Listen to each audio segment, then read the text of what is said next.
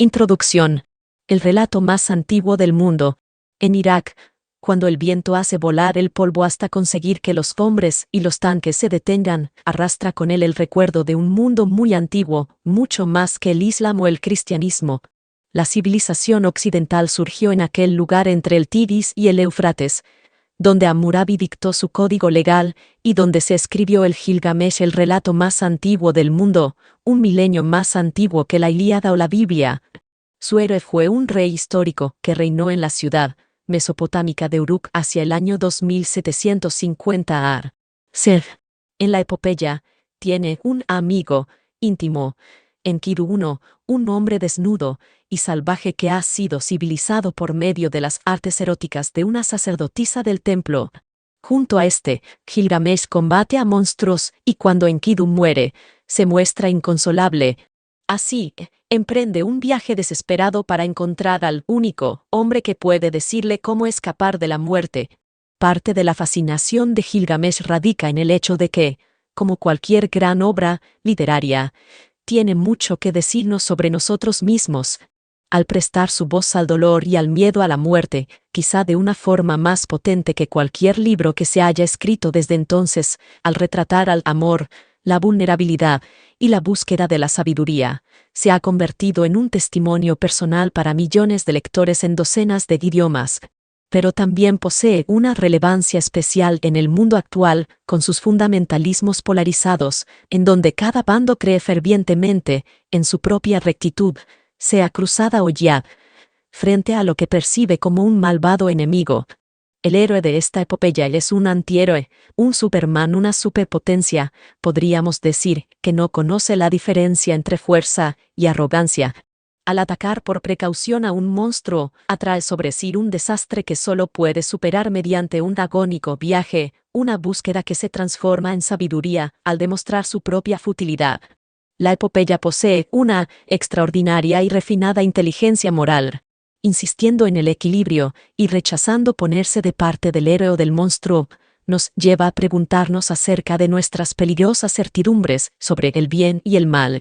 Emprendí esta versión de Gilgamesh porque nunca me ha convencido el lenguaje de ninguna de las traducciones que he leído. Quería encontrar una voz genuina para el poema, palabras que fueran suficientemente ágiles y musculosas para transmitir la potencia de la historia. Si he tenido éxito, los lectores descubrirán que, más que contemplar una antigüedad dentro de una vitrina, se hallan frente a una obra maestra de la literatura que, de manera inesperada, está tan viva hoy en día como lo estaba hace 3 milenios y medio. Orígenes. Gilgamesh es una obra que, en la intensidad de la imaginación, se sitúa junto a los grandes poemas de Homero y la Biblia. Y sin embargo, durante 2000 años no tuvimos noticias de ella. Las tablillas de arcilla cocida sobre las que se inscribió en caracteres cuneiformes permanecieron enterradas entre los escombros de ciudades diseminadas a lo largo de todo el antiguo Oriente Próximo, aguardando a ser leídas por gentes de otro mundo. No fue sino hasta 1850 cuando se descubrieron los primeros fragmentos entre las ruinas de Nínive, y el texto no fue descifrado y traducido hasta varias décadas después. El gran poeta Rainer Maria Rilke pudo haber sido el primer lector que comprendió lo suficiente como para reconocer su auténtica talla literaria. Gilgamesh es formidable, escribió a finales de 1916. Considero que se encuentra entre las mejores experiencias que le pueden suceder a una persona. Me he sumergido en él, y en esos fragmentos verdaderamente gigantescos he experimentado medidas y formas que pertenecen a las obras supremas que jamás haya producido la mágica palabra. En la conciencia de Rilke, Gilgamesh, al igual que un magnífico palacio de Aladino que se ha materializado surgiendo de la nada en un instante, hace su primera aparición como una obra maestra de la literatura mundial. La historia de su descubrimiento y desciframiento es en sí misma tan fabulosa como un cuento de las 1001 noches. Un joven viajero inglés llamado Austen Endy Layard III, que estaba atravesando Oriente Medio de camino hacia Ceilán, oyó que en los montículos de lo que hoy en día es la ciudad de Mosul había antigüedades enterradas, interrumpió su viaje y comenzó a excavar en 1844. Aquellos montículos resultaron albergar las ruinas del palacio de Nínive. la antigua capital de Asiria, incluyendo lo que quedaba de la biblioteca del último gran rey asirio, Asurbanipal 668-627 a. C. Asombrados, Layard y su ayudante Hormuz Razam hallaron una estancia tras otra revestidas con bajorrelieves en piedra de demonios y divinidades, escenas de batallas, cacerías reales y ceremonias, puertas flanqueadas por enormes toros alados y leones, y, dentro de algunas habitaciones, decenas de miles de tablillas de arcilla inscritas con la curiosa, y en aquel momento aún no descifrada, escritura cuneiforme con forma de cuña. Más de 25.000 de aquellas tablillas fueron enviadas al Museo Británico.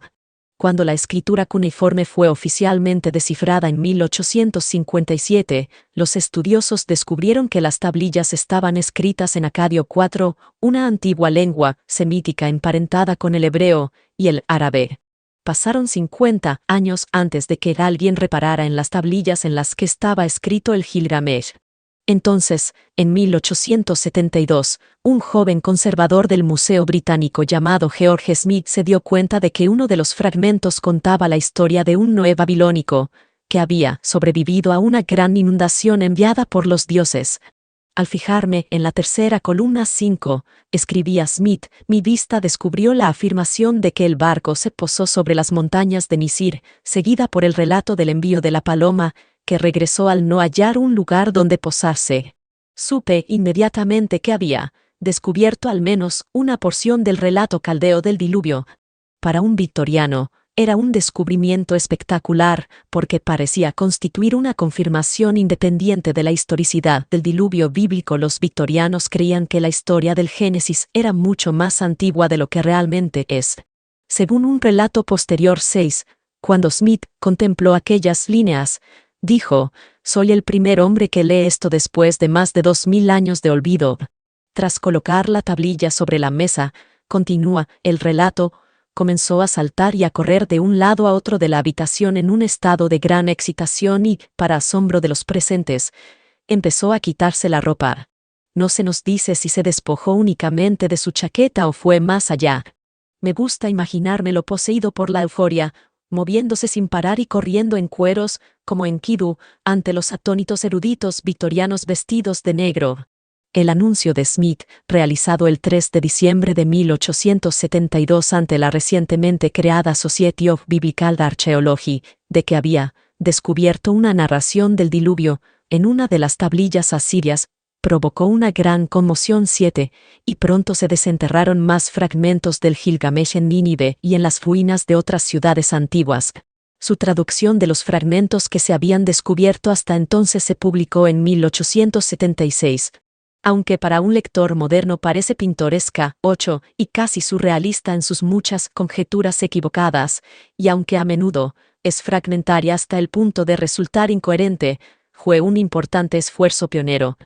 Hoy en día, más de un siglo y cuarto después, han salido a la luz muchos más fragmentos, se comprende mucho mejor la lengua y los estudiosos pueden rastrear la historia del texto con cierto grado de confianza. En pocas palabras, lo que sigue es la opinión general 9. Probablemente, las leyendas acerca de Gilgamesh comenzaron a surgir poco después del fallecimiento del monarca histórico. Los textos más antiguos que han sobrevivido, que proceden de aproximadamente el 2100 a.C. son 5 poemas en sumerio distintos e independientes, 10 titulados Gilgamesh y Aga, Gilgamesh y Wawa, Gilgamesh y el toro celeste, Gilgamesh y el infierno, y la muerte de Gilgamesh. El sumerio es una lengua no semítica sin parentesco con ninguna lengua conocida hoy en día, y está tan alejado del acadio 11 como el chino lo está del inglés. Se convirtió en la lengua culta de la antigua Mesopotamia y formaba parte de los conocimientos necesarios de un escriba. Estos 5 poemas escritos en un estilo pausado, repetitivo, hierático, mucho menos condensado y vívido que la epopeya acadia, habrían sido conocidos por posteriores poetas y redactores. El antepasado directo de las 11 tablillas de arcilla desenterradas en Nínive 12 es conocido como la versión paleobabilónica. Fue escrita en acadio del que el babilonio es un dialecto y procede aproximadamente del 1700 a.C. Se han conservado 11 fragmentos, incluidas 3 tablillas que están casi completas. Esta versión, aunque parafrasea unos pocos episodios de los textos del Gilgamesh sumerio, es un poema original, la primera epopeya de Gilgamesh 13. En sus temas y su forma, es esencialmente el mismo poema que su descendiente ninivita, un relato sobre la amistad, la muerte del ser amado y la búsqueda de la inmortalidad. Unos 500 años después de que se escribiera la versión paleobabilónica, un sacerdote erudito llamado Sin-Leqi-Unnini la revisó y reelaboró. Su epopeya, que los expertos denominan versión estándar, es la base de todas las traducciones modernas. A fecha de hoy, con 73 fragmentos descubiertos, contamos con un poco menos de 2.000 líneas de las 3.000 del texto original en una forma continua y legible. El resto está dañado o perdido, y hay numerosas lagunas en las secciones que se han conservado. No sabemos exactamente cuál fue la contribución de Sin-Leqi-Unnini 14 a la versión estándar 15, pues han llegado hasta nosotros muy pocos fragmentos de la versión paleobabilónica para poder compararlos. Por lo que podemos observar, es a menudo un redactor conservador que sigue la versión más antigua línea a línea, con pocos o ningún cambio en el vocabulario y orden de las palabras. A veces, sin embargo, amplía o reduce, suprime pasajes o los añade, y actúa no como redactor sino como poeta original. Los 2 pasajes más importantes que sabemos que añadió, el prólogo y el discurso de la sacerdotisa Samat en el que invita a Enkidu a Uruk, 16, poseen la viveza y la densidad del arte con mayúsculas. El Gilgamesh en el que el lector está a punto de entrar es a veces libre, a veces una adaptación cercana al verso inglés de la versión estándar de Sin-Leqi-Unnini 17. Incluso los estudiosos que hacen traducciones literales no se limitan a traducir la versión estándar y completan algunas lagunas textuales con pasajes de otras versiones, sobre todo de la paleobabilónica. Yo he llevado esta práctica un poco más allá. En ocasiones, cuando la versión estándar resulta especialmente fragmentaria, la he completado con pasajes procedentes de los poemas de Gilgamesh sumerios. También he añadido líneas o breves pasajes para enlazar lagunas o para aclarar la historia. Mi intención ha sido, de principio a fin, recrear la antigua epopeya, como si fuese un poema contemporáneo, en el universo paralelo de la lengua inglesa.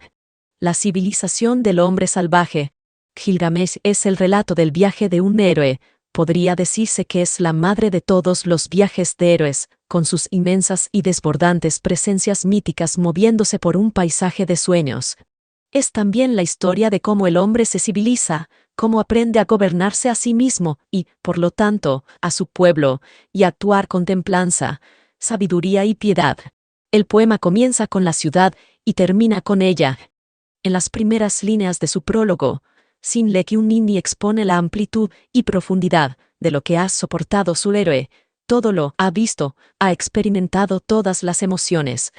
Las 7 líneas siguientes nos cuentan los detalles esenciales, sin preocuparse siquiera de mencionar el nombre del héroe. Gilgamesh ha viajado hasta los confines del mundo y se le ha concedido del conocimiento de los primeros días de la humanidad, ha sobrevivido al viaje y ha regresado para restaurar el gran templo de Ishtar y la famosa muralla de Uruk, de más de 9,5 km de largo 18. Y entonces, tras su resumen, sucede algo fascinante. Sin-Leqi-Unnini se dirige a sus lectores y los invita a contemplar la gran ciudad por sí mismos. Mira cómo sus baluartes brillan como cobre al sol. Asciende por la escalera de piedra, más antigua de lo que la mente puede imaginar. Llégate al templo de Leana, consagrado a Ishtar, un templo cuyo tamaño y belleza no ha igualado ningún rey. Camina sobre la muralla de Uruk, recorre su perímetro en torno a la ciudad, escruta sus soberbios cimientos, examina su labor de ladrillo. Cuán diestra es. Prepara en las tierras que circunda 19, en sus palmeras, sus jardines, sus huertos, sus espléndidos palacios y templos, sus talleres y mercados, sus casas, sus plazas. Es un momento extraño y conmovedor. El poeta se dirige evidentemente a un público de la antigua Babilonia del año 1200 A.C., combinándolo a que admire una ciudad construida en tiempos inmemoriales. Pero resulta que ahora los lectores somos usted y yo. Nosotros somos los únicos que hemos sido invitados, más de 3000 años más tarde, a caminar por la muralla de Uruk y observar el esplendor y la bulliciosa vida de la gran ciudad. La invitación no resulta conmovedora porque la ciudad esté en ruinas y la civilización haya sido destruida. No se trata de un momento paradójico, al estilo de Ozymandias 20, sino porque en nuestra imaginación podemos ascender por la antigua escalinata de piedra y observar los exuberantes jardines y huertos, los palacios y templos, las tiendas y mercados, las casas, las plazas públicas, y compartir el asombro del poeta y su orgullo por su ciudad. En este momento, la invitación de Sinle Kyunini se vuelve más íntima.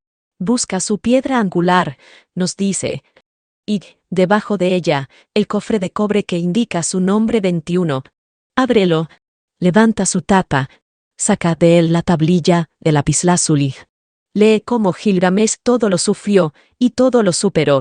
No estoy seguro de que ni siquiera en 1200 a.C. este fragmento debiera tomarse al pie de la letra.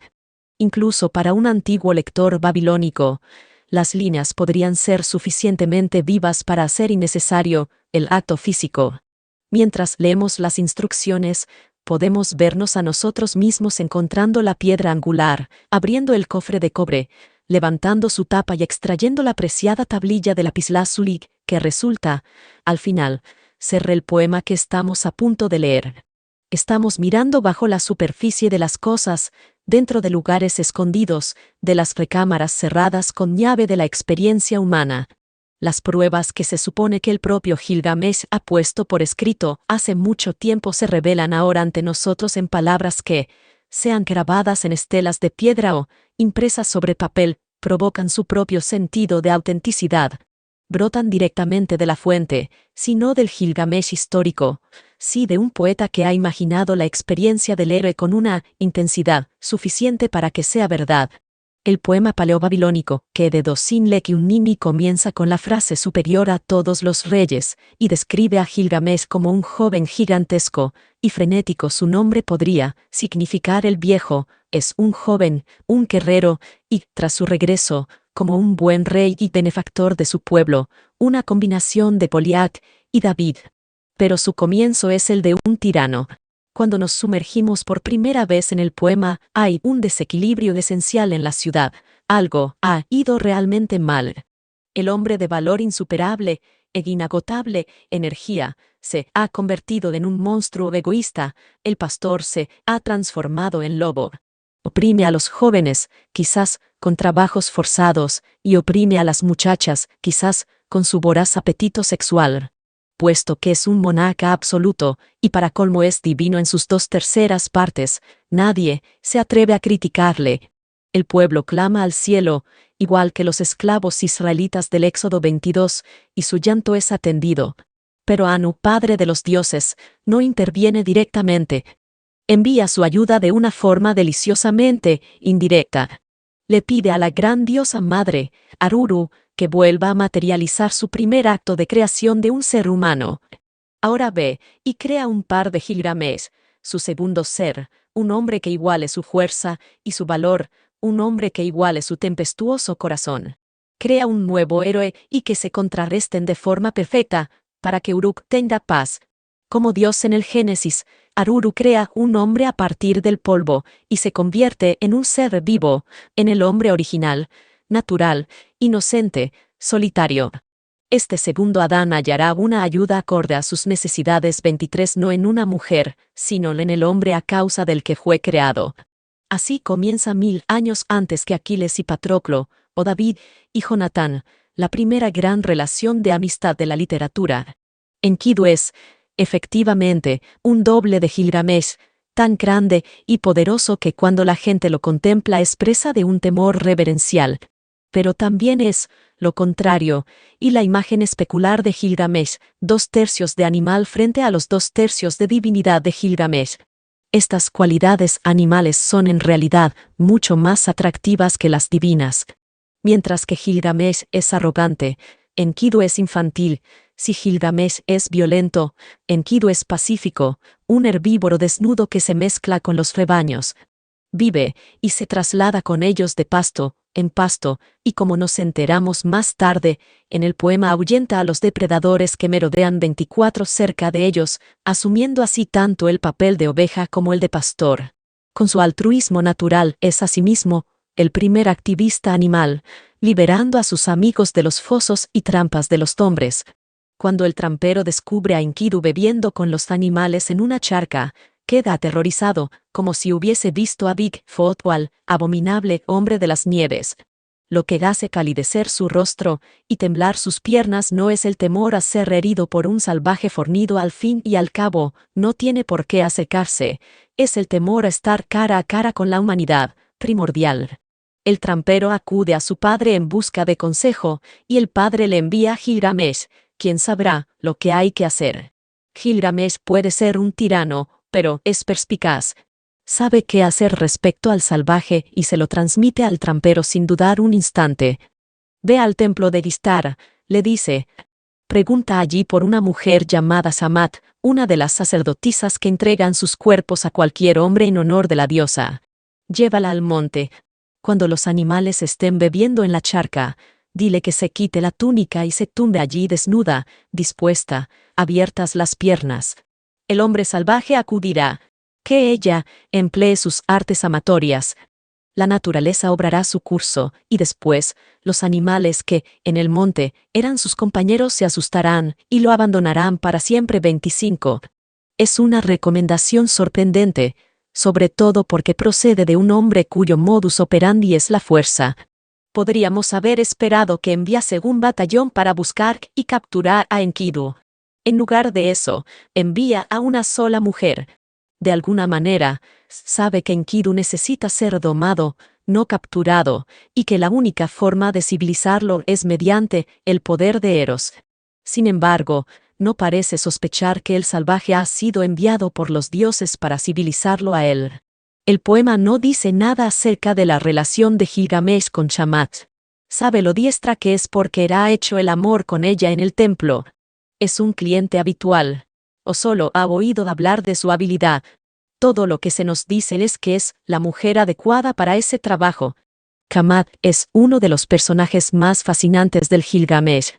Si queremos apreciar su papel como prostituta de un antiguo culto babilónico, nuestra imaginación debe evitar cualquier filtro de amor romántico, moral judeocristiana, lascivia masculina o indignación femenina. En realidad, no poseemos una palabra en nuestro idioma para describir lo que es Tiamat. Sin duda, las palabras acadias símbolo 1 e 2 bar y macron mtu y samatu no significan prostituta en nuestro sentido del término, una mujer que se vende a cambio de un beneficio personal.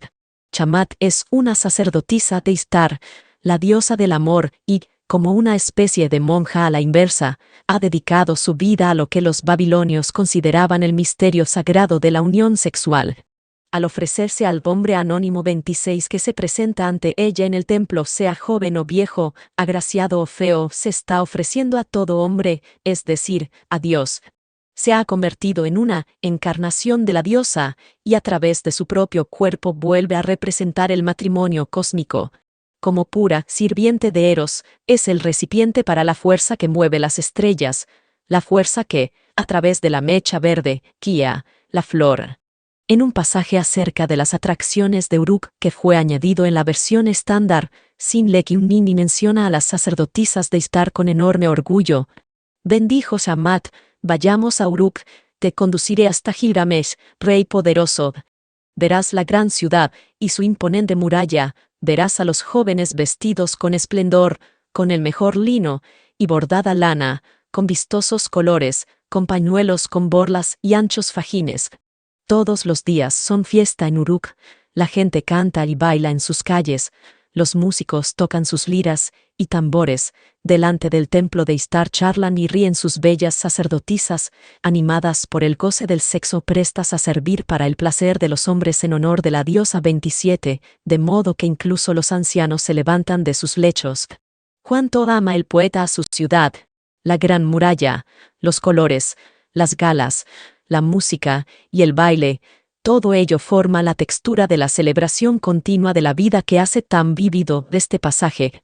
Parte del disfrute que transmite está en que en Uruk el deseo sexual masculino reciba una gratificación tan abundante. Pero son las amorosas y alegres sacerdotisas, gratificadas también ellas en el acto de gratificación, quienes iluminan este retrato de la ciudad. Su risa y su dicha sexual son para el poeta una de las principales glorias de la civilización. El trampero encuentra a Shamat y le transmite las órdenes del rey. Shamat ha sido entrenada en el arte de la sumisión, y puedo imaginármela dando su total consentimiento a la misión, pese a lo peligrosa que puede resultar. La criatura a la que se va a ofrecer es, al fin y al cabo, un desconocido. Puede ser feroz, puede ser más animal que el hombre, puede incluso hacerla pedazos por lo que sabe, y probablemente sabe que su simple contemplación ha llenado de terror al trampero. Pero accede a ir tranquila, me la imagino, confiada en sus artes y en el poder de Eros. La charca está a 3 días de camino monte a través y el poeta podría haber insertado aquí fácilmente diálogos entre la joven sacerdotisa de Istar y el trampero. ¿Qué sentía ella durante el largo y, quizás, duro camino? Tenía miedo. ¿Qué le preguntó al trampero sobre su vida? Y sobre Enkidur. Se sintió él deslumbrado por su presencia sexual. ¿Hicieron el amor o estaba prohibido? ¿Qué le preguntó a Shamat y qué respondió ella?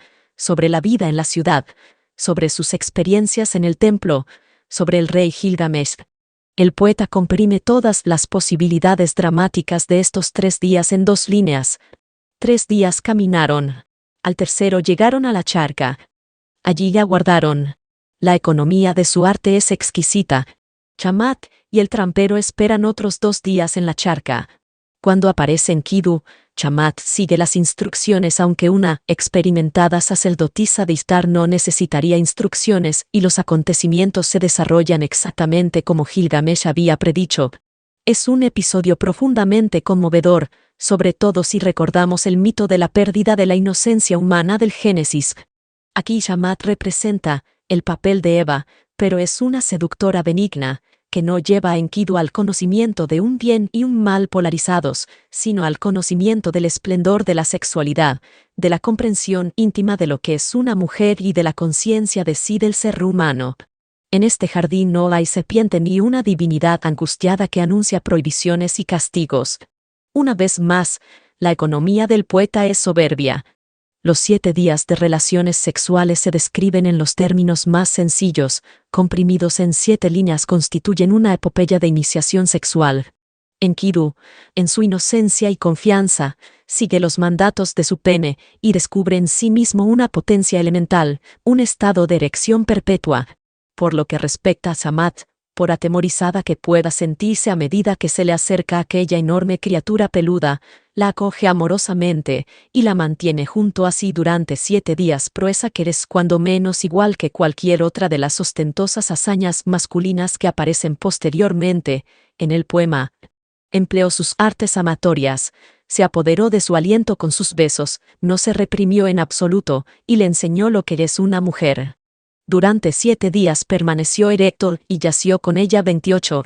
No hay rastro de conciencia puritana.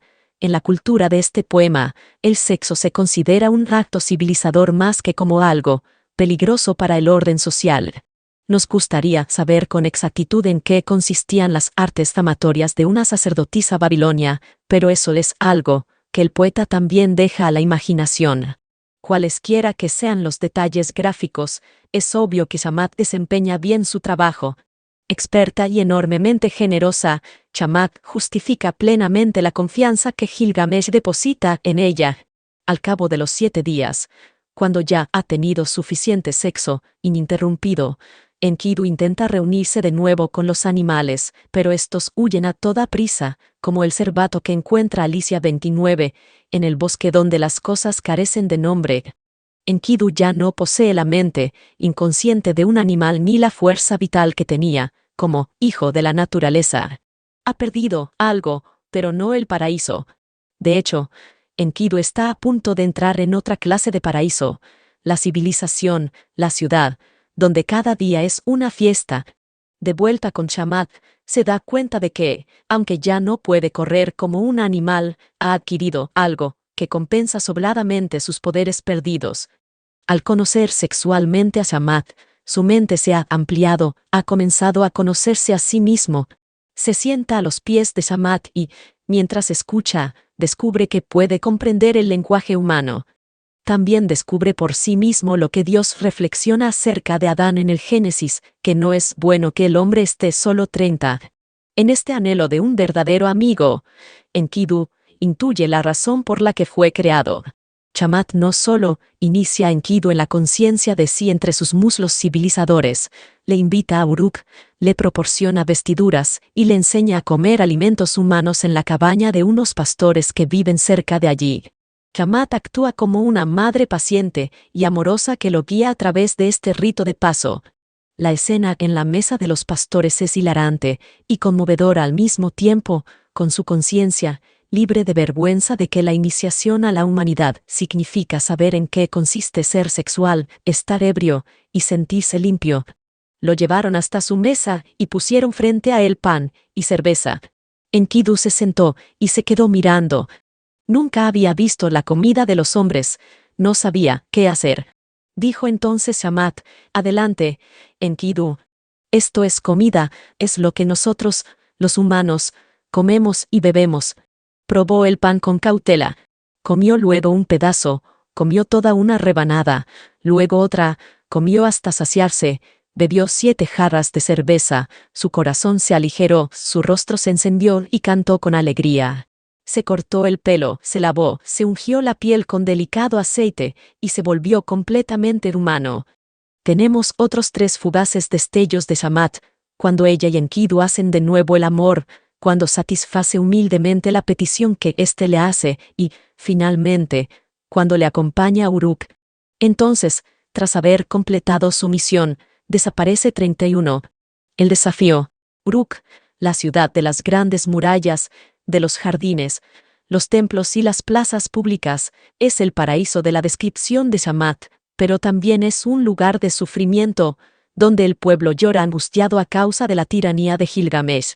Ambas realidades coexisten y aparecen de acuerdo con la percepción de cada uno, igual que la luz es tanto una partícula como una onda, todo depende de cómo nos aproximemos a la ciudad. Cuando Shamat invita a Enkidu a Uruk, le sugiere que se aproxime con ojos de aprecio, que se presente ante Gilgamesh y contemple admirado su magnificencia. Pero Enkidu no está preparado para esto. Necesita acercarse a él viéndole como un tirano y un adversario.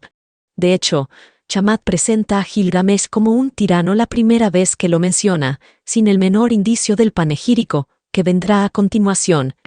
Déjame llevarte a la bien murada Uruk, al templo de Ishtar, al palacio del poderoso rey Gilgamesh, quien en su arrogancia oprime al pueblo, atropellándolo como un toro salvaje. La respuesta de Enkidu es sorprendente. No se le ponen los pelos de punta ni se le muda el color de la cara de ira, como le pasa posteriormente cuando escucha el presunto derecho de Gilgamesh de dormir con cualquier virgen a punto de casarse. Enkidu intuye algo en Gilgamesh más allá de su fuerza bruta y de su crueldad. Su anhelo es un reconocimiento que sale a la superficie de su conciencia, un reconocimiento, antes de los hechos, de que por muy injusto que pueda ser Gilgamesh, ambos se dan sentido mutuamente. En el fondo de su corazón sintió conmoverse algo, un anhelo no conocido hasta entonces, el anhelo de un verdadero amigo 32. Pero pasa inmediatamente de este silencio conmovedor, introspectivo, a una actitud agresiva que iguala a Gilgamesh en arrogancia. Lo desafiaré, dice Enkidu. Le gritaré en el rostro, yo soy el más poderoso. Yo soy quien puede hacer temblar el mundo. Yo soy supremo. Si un gorila joven y fuerte tuviera la capacidad de hablar, eso es lo que gritaría al macho alfa con su harén de esposas. El desafío es conmovedor por su primitivismo. No aparecen aquí la sutileza y la elocuencia homéricas, tan solo testosterona verbalizada. Otro héroe. Lucharé con él. Enkidu necesita ponerse a prueba, entrar en la civilización con una susceptibilidad del tamaño de un cedro. Shamat, hablándole como su maestra, sugiere que se acerque a Gilgamesh desde una perspectiva diferente. Te mostraré a Gilgamesh, rey poderoso, el héroe destinado a la alegría y al dolor. Te pondrás delante de él y lo contemplarás admirado, verás cuán bello, cuán viriles, como su cuerpo rebosa potencia sexual. Él es incluso más alto y fuerte que tú, tan lleno de vida que no necesita dormir. Olvida tu arrebato, Enkidu. Pero Enkidu no atiende a razones. Nada puede apartarle de su estilo de desafío masculino. El impulso concreto que motiva el viaje a Uruk procede de la boca de un joven que pasa por delante de Enkidu y Shamat mientras están haciendo de nuevo el amor. El joven va de camino a Uruk para una boda en la que va a servir el banquete. La curiosidad de Enkidu se despierta más rápidamente que su pasión, interrumpe el coito y envía a Shamat a que haga averiguaciones. El joven describe lo que ocurrirá al final de la ceremonia. El sacerdote bendecirá a la joven pareja, los invitados se regocijarán, el novio se retirará y la virgen aguardará en el lecho nupcial a Gilgamesh, rey de la bien murada Uruk 33. Pues él es quien débase primero con la esposa 34. Una vez él lo ha hecho, lo puede hacer el novio. Este es el orden que los dioses han decretado. Desde el momento en que cortaron el cordón umbilical del rey, el himen de todas las jóvenes le ha pertenecido. Al oír estas palabras, leemos, el rostro de Enkidu empalideció de cólera, pero no se nos dice por qué se enfada. Se trata de la furia indiscriminada de un joven desafiante, de una escandalización moral ante el ius primae noctis de Gilgamesh. Si es así, ¿acaso no ha entendido que es un acto ritual autorizado por los dioses? Está autorizado por los dioses, como dice el joven, o es una afirmación propagandística inventada por un tirano depredador sexual. Sabemos que los dioses han enviado a Enkidu para equilibrar la opresión de Gilgamesh, pero desconocemos la naturaleza precisa de esa opresión. Es muy posible que Gilgamesh, como encarnación de un principio masculino divino, tenga derecho a yacer con cualquier novia en su noche de bodas, pero que se esté apropiando también de otras jóvenes. También es posible, como piensan algunos estudiosos 35, que la opresión no tenga nada que ver con el sexo, y que Gilgamesh, un superdeportista, haya estado agotando a los hombres en certámenes atléticos, y que las mujeres estén agotadas de cuidarlos. Finalmente, si la información del joven es exacta y si Enkidu lo ha comprendido correctamente, se está rebelando contra el orden divino. O bien acepta el orden divino y sencillamente quiere sustituir a Gilgamesh como el semental que planta su semilla en las vírgenes de Uruk. Simplemente no lo sabemos. Esta ignorancia es interesante para nuestra posición como lectores. Será todavía más interesante en el episodio de la matanza del monstruo en los libros 3a-b. Una de sus consecuencias es que no tomamos partido. Sí, Gilgamesh es un tirano, pero también es magnífico. Sí, se une con una mujer casada, pero esta aparente predación sexual podría ser parte del orden divino de las cosas y oponerse a ello no es necesariamente virtuoso. Cada razón negativa se contrarresta con otra positiva. Por supuesto, desde otra perspectiva, está claro que todo el mundo de Uruk está desequilibrado debido a los maníacos excesos de Gilgamesh y que Enkidu ha sido creado para restaurar ese equilibrio. Está igualmente claro que la confrontación entre los dos héroes no va a ser una lucha entre el bien y el mal. Aquí hay demasiadas ambigüedades para que la mente pueda situarse en una posición de certeza moral. Lo que nos deja con la emoción en bruto de la ira de Enkidu que, inexplicada y carente de interpretación, sirve para llevarlo desde las cabañas de los pastores hasta la gran ciudad. Cuando Enkidu entra en Uruk, es acosado como una celebridad. Podía ser gigantesco, podía haber sido un salvaje en otro tiempo, pero ahora es plenamente humano, y, al reconocer su inocencia, la gente no teme acercarse a él, al revés de lo que le había ocurrido al trampero. La muchedumbre lo trata con una mezcla de temor reverencial y ternura, admirando su enorme cuerpo y besando sus enormes pies, como si fuesen madres chochas que besaran las regordetas carnes de un bebé. Enkidu se abre camino hasta la casa nupcial y se planta, inamovible, delante de la puerta. Cuando llega Gilgamesh, los dos héroes se agarran, entrechocan sus cabezas como toros salvajes y se zarandean por las calles, golpeándose contra los muros y haciendo que las casas tiemblen. La confrontación no podría ser más primaria, reducida al elemento del orgullo masculino. La ira de Enkidu no viene al caso. No hay principios que defender, no hay justificaciones ni contrajustificaciones. La batalla es tan tonta como una pelea de colegiales, y sin embargo, hay en ella algo bello por su energía. También hay un elemento profundamente erótico. No se trata de una lucha a muerte, como en la Ilíada o en Beowulf. Es una lucha al final de la cual los dos hombres podrán decir a su oponente ahora te conozco, o incluso como dijo Jacob al ángel 36, no te dejaré ir a menos que me bendigas. Es una entrada en la intimidad, y está tan cerca de la relación sexual como de la violencia. El poema está cerca de afirmar que la relación entre Gilgamesh y Enkidu es homosexual en la tablilla 12, un poema independiente añadido a la epopeya.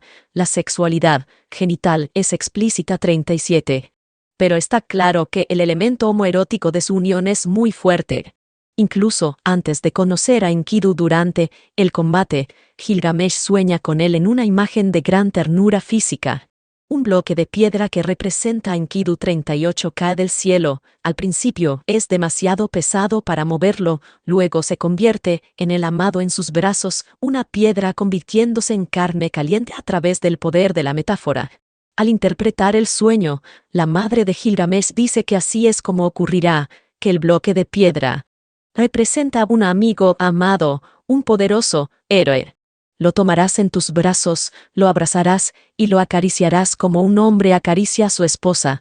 Ambos hombres van a percibir su amistad como una especie de matrimonio, de manera que podrían decir, igual que David a Jonatán, tu amor por mí es maravilloso, superior al amor de las mujeres 39. Tras el combate, Enkidu no se escabulle ni ofrece su cuello como un animal derrotado por el macho alfa. En un discurso de la más hermosa y digna humildad, reconoce a Gilgamesh como el combatiente superior, el ser humano superior. De hecho, lo ve con los ojos de aprecio, contemplándolo admirado, tal como le había aconsejado Shamat. Gilgamesh, eres único entre los hombres. Tu madre, la diosa Ninsun, te hizo más fuerte y valiente que cualquier mortal, y con justicia te otorgó en Lil 40 la realeza, pues es tu destino gobernar sobre los hombres. Gilgamesh, como vencedor, no siente la necesidad de mostrar ningún aprecio recíproco hacia Enkidu, pero sabe que lo que soñó al final del libro primero se ha hecho realidad. Ha aparecido el amigo, querido, y héroe poderoso, el tanto tiempo esperado compañero de su corazón, el hombre que permanecerá a su lado frente a los mayores peligros. La lucha ha terminado, y no queda ni rastro de furia, resentimiento o competitividad. Como David y Jonatán, cada uno ama al otro como a su propia alma 41. Un monstruo en casa. Así pues, entre Gilgamesh y Enkidu nace una verdadera amistad. Ahora, puesto que los dos héroes se equilibran perfectamente, el uno al otro, Uruk puede disfrutar de paz. Ahora el hijo puede volver a su padre, la hija a su madre, y la vida de la gran ciudad puede continuar con toda su vitalidad, sin asomo de opresión que haga gemir al pueblo. Las dos realidades pueden fundirse en la entusiasta visión de Shamat de una sociedad verdaderamente civilizada y festiva, con colores brillantes, galas, música, sonrientes sacerdotisas cortesanas y deseo satisfecho. Los dioses están en su cielo, y por un momento, todo está en orden en el mundo. La transición al siguiente episodio, el viaje al bosque de los cedros y la muerte del monstruo Umbaba, es fragmentaria y oscura. No se nos informa sobre cuánto tiempo permanecieron Gilgamesh y Enkidu en Uruk profundizando en su amistad. No sabemos qué hicieron durante esas semanas o meses. ¿Cómo pasan el tiempo libre los gigantes jóvenes y fuertes? No es ese un tema que interese en el poema, pero resulta fácil imaginar una interminable parranda de comilonas y cerveza, lucha, natación, polo, quizás enfrentamientos contra toros, a Gilgamesh enseñando amablemente a su amigo todos los nuevos bailes y canciones, excursiones diarias al templo de Leana para hacer el amor con las más bellas de las jóvenes sacerdotisas Shammah, incluida, y puesto que los reyes de la antigua Babilonia se jactaban 42 de ser cultos además de guerreros y atletas, visitas diarias a la biblioteca real, donde Enkidu puede recibir clases elementales de cuniforme. Sin embargo, De forma inesperada Gilgamesh anuncia que es tiempo de partir de Uruk y comenzar la fatal aventura que proporciona el marco del resto de la epopeya, un ascenso a una dudosa victoria, seguido por una zambullida en la muerte, en un dolor inconsolable y la vana búsqueda de la inmortalidad. Ahora hemos de emprender viaje hacia el bosque de los cedros, dice Gilgamesh, donde vive el feroz monstruo Humbaba. Debemos matarlo y extirpar el mal del mundo 43. Desde nuestro año 2004, no podemos dejar de escuchar esta afirmación de un antiguo rey de Mesopotamia como un sobrecogedor contrapunto de la reciente invasión americana de Irak. Desde esta perspectiva, la acción de Gilgamesh es el ataque preventivo original. Los lectores antiguos, al igual que muchos americanos de hoy en día, la hubiesen considerado incuestionablemente heroica. Pero el poema es más sabio que la cultura de la que surgió. Complica maravillosamente las ostensibles certezas morales y, una vez más, cuando miramos más de cerca, la mente no halla terreno firme sobre el que asentarse. ¿Qué empuja a Gilgamesh a marchar a esta aventura? ¿Por qué debía matar al monstruo? En un primer momento, todo lo que escuchamos es el repentino anuncio. Como auditorio de una gran historia, no necesitamos más motivación. Al fin y al cabo, eso es lo que hacen los héroes, matar monstruos. En este sentido, la motivación es más literaria que psicológica. El relato, no el personaje, es el destino. Pero un poco más adelante, el poeta nos ofrece una motivación 44 para la decisión de marchar al bosque de los cedros. Lo que Gilgamesh quiere es fama, como explica a Enkidu en un apasionado discurso. Nosotros no somos dioses, no podemos ascender al cielo. No somos hombres mortales. Solo los dioses viven por siempre.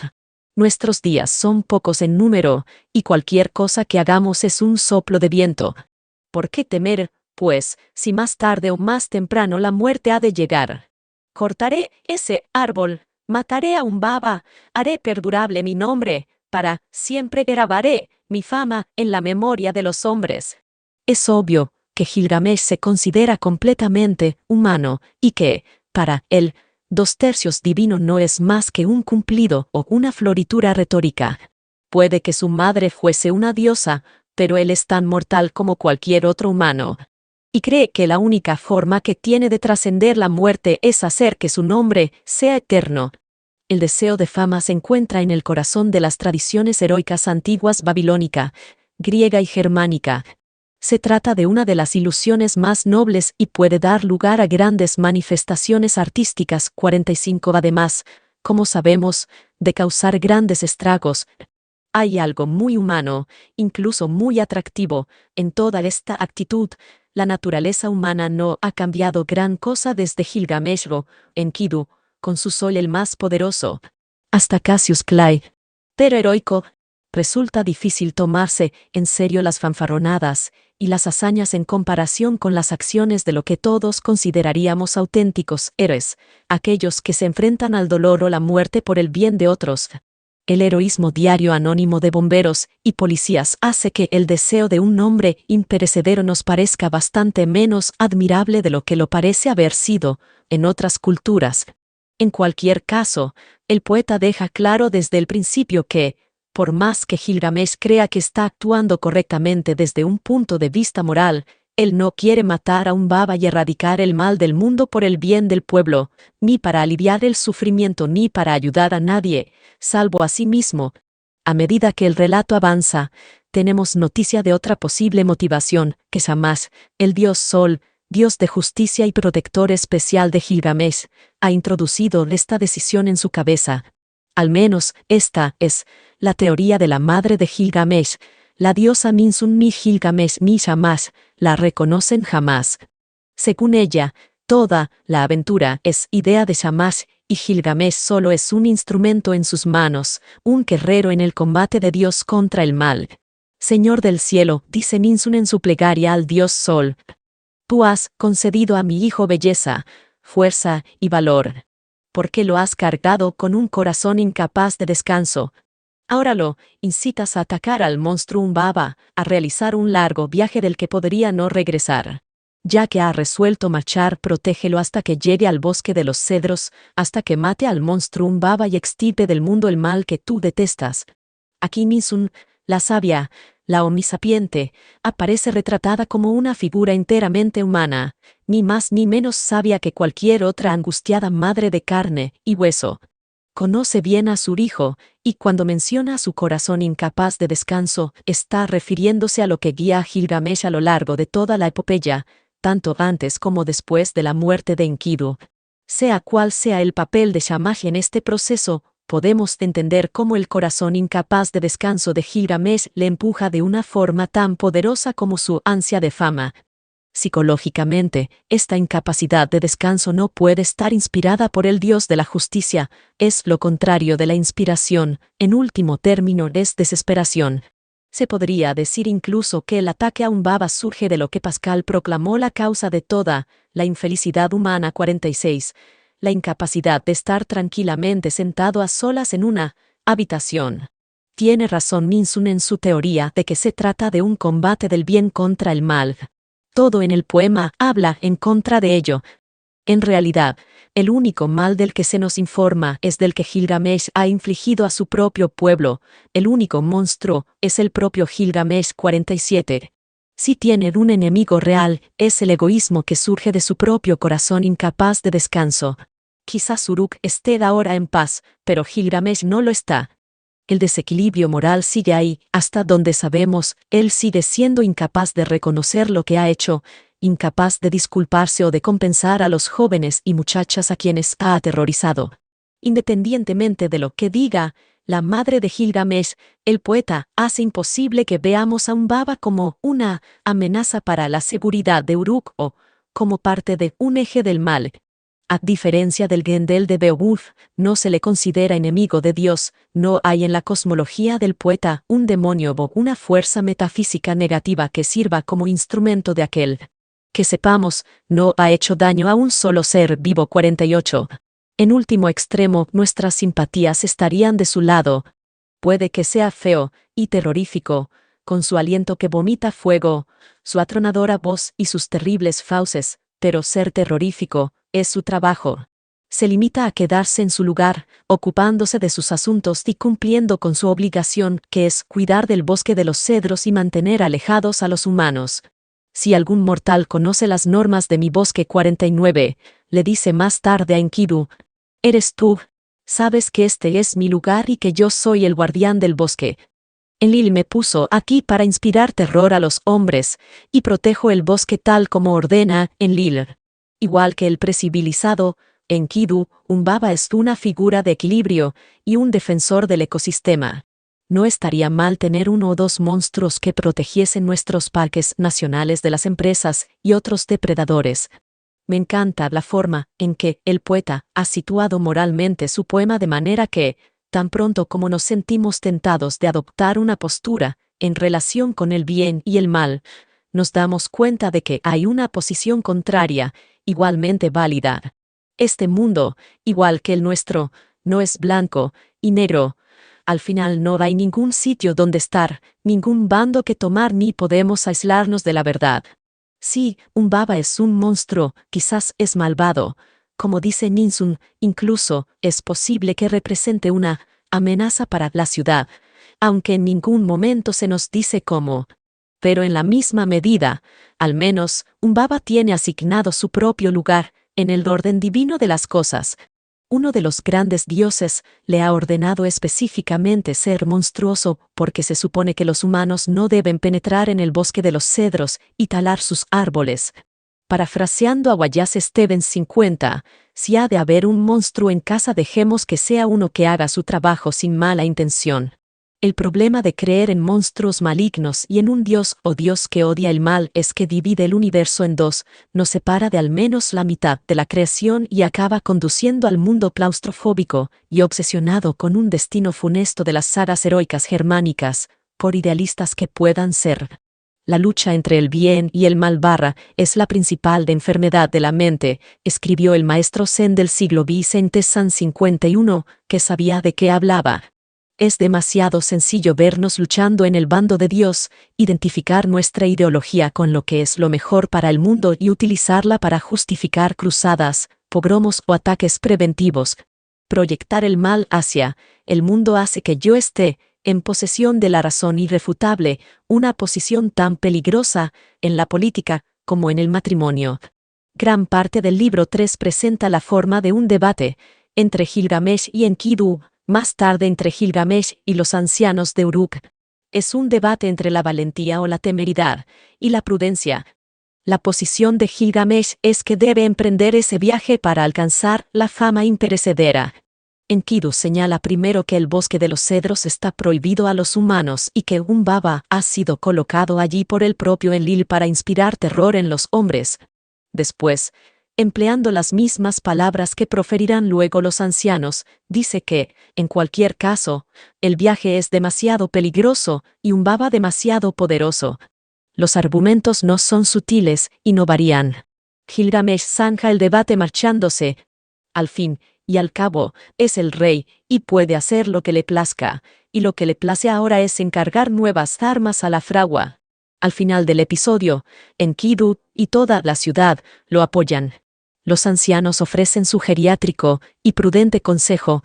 Los jóvenes vitorean. Los héroes parten. Caminan hacia el este, en marchas de 3 días, a razón de más de unos 480 kilómetros al día, lo que no representa un gran esfuerzo para alguien como Gilgamesh, cuyas piernas, según un pasaje fragmentario 52, medían casi 3 metros. Cada marcha se describe exactamente de la misma manera. La repetición crea una sensación de tiempo ampliado, un cambio desde el tiempo ordinario de la ciudad al tiempo mitológico. Cada marcha culmina en el ritual del sueño, que se describe con las mismas y concisas líneas visualizadas. Los sueños de Gilgamesh varían en sus detalles, pero son básicamente el mismo sueño ominoso o casi ominoso. Enkidu, mediante el método conocido como de inversión de valores 53, los interpreta como presagios que auguran la victoria. Y aunque su interpretación es correcta para la batalla próxima contra un baba, hay otro sentido en el que los sueños deben ser tomados en su verdadero aspecto, sin inversión, como ocurre con los otros sueños de la epopeya. Un desastre se cierne, en efecto, aunque aplazado en el tiempo. Paradójicamente, implica la muerte del intérprete del sueño, una muerte que es una consecuencia directa, por orden divina, de la muerte de un baba. Un intérprete más literal podría aconsejar a Gilgamesh que regresara, por más agresivo que se muestre Shamash al instarle a atacar. Dentro del bosque de los cedros, Gilgamesh y Enkidu son cada uno a su vez presa del terror y reciben ánimos del otro. A diferencia de los imperturbables valientes 54 de las leyendas germánicas, como Beowulf y Sigfrido, para un héroe babilonio no era una deshonra sentir miedo. Gilgamesh no solo puede tener miedo ante la visión del monstruo, sino que también puede expresarlo. No echa a correr como el gran Héctor, cuando huye aterrorizado de Aquiles al pie de las murallas de Troya, pero se queda paralizado. Enkidu, que anteriormente se había mostrado remiso a avanzar, insta ahora a Gilgamesh a no retroceder y se encaminan a la guarida del monstruo. El combate dura poco. Un baba está a punto de vencer a los 2 héroes, cuando Shamash envía unos poderosos vientos que lo sujetan y lo paralizan. Esta intervención divina podría parecernos bastante alejada del juego limpio, pero un mundo en el que los dioses toman partido no es una meritocracia. Con Gilgamesh encima de él, y con un puñal contra su garganta, un baba pide clemencia a los 2 héroes. Estos pasajes resultan cómicos y conmovedores a la vez, cómicos en la desproporción entre las anteriores amenazas del monstruo y su presente estado de abatimiento, y conmovedores por lo humilde y razonable de su petición. Es un momento extraordinario. Pensemos cuán imposible resultaría en Beowulf que un monstruo hiciese alusión al concepto de piedad, o incluso que un héroe lo tuviera en consideración. No podemos evitar sentir un impulso de simpatía por el derrotado un baba. Gilgamesh duda. No se nos dice por qué, pero es probable que, igual que le ocurre a su predecesor en el poema sumerio Gilgamesh Iwawa 55, el noble corazón de Gilgamesh se apiadara del monstruo. Enkidu, por el contrario, no tiene dudas. por 3 veces diferentes anima a su amigo a acabar con la vida del guardián del bosque de los cedros, a pesar de que es consciente de que matar los 56 no solo enojará a Enlil, sino también a su propio protector, Shamash.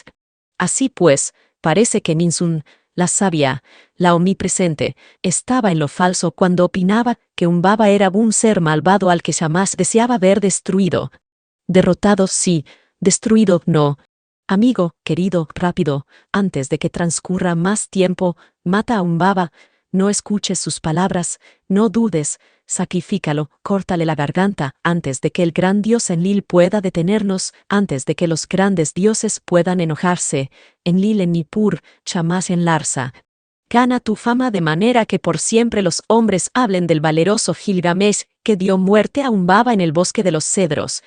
Al parecer, Enkidu ha sido completamente poseído por el etos guerrero de Gilgamesh, en el que el deseo de fama prevalece sobre cualquier otra consideración.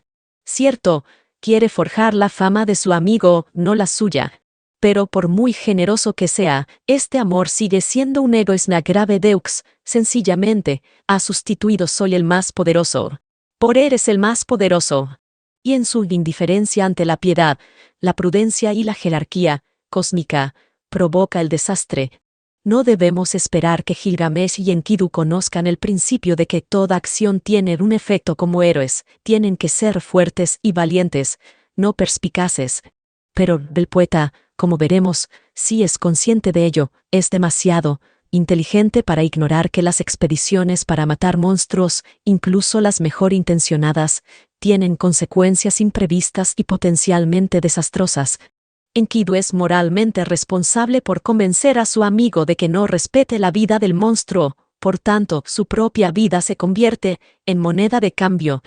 Cuando Gilgamesh mata a Humbaba, cuenta el poeta, una suave lluvia cae sobre las montañas, como si los cielos estuvieran llorando las consecuencias de aquel acto. La humillación de la diosa.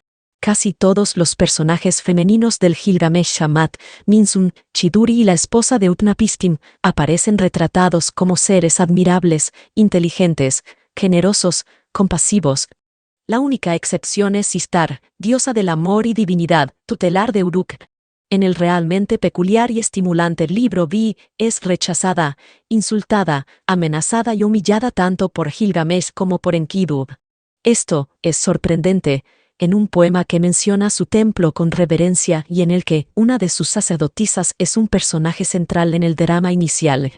Resulta todavía más sorprendente a la vista de la milenaria presencia de la diosa en la cultura mesopotámica.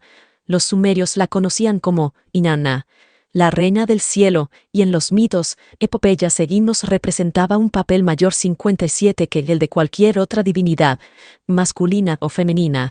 Cualquiera que haya leído primero el hermoso, tierno y maravillosamente erótico ciclo de canciones 58 denominado El cortejo de Inanna y Dumuzi, probablemente se sentirá atónito ante el vil trato que Istar recibe por parte del poeta del Gilgamesh. Pero la amada diosa que llevó la cultura y la fertilidad a su pueblo de Sumer tiene otra cara.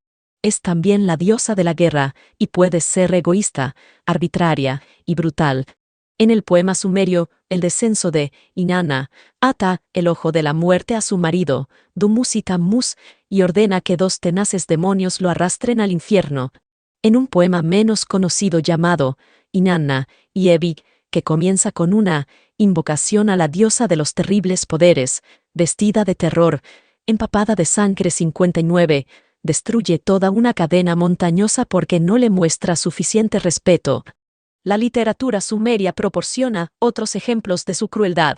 Es un misterio por qué el poeta del Gilgamesh escogió concentrarse exclusivamente en la cara oscura de Istar en el libro Vi y retratar a sus héroes en una actitud tan despreciativa.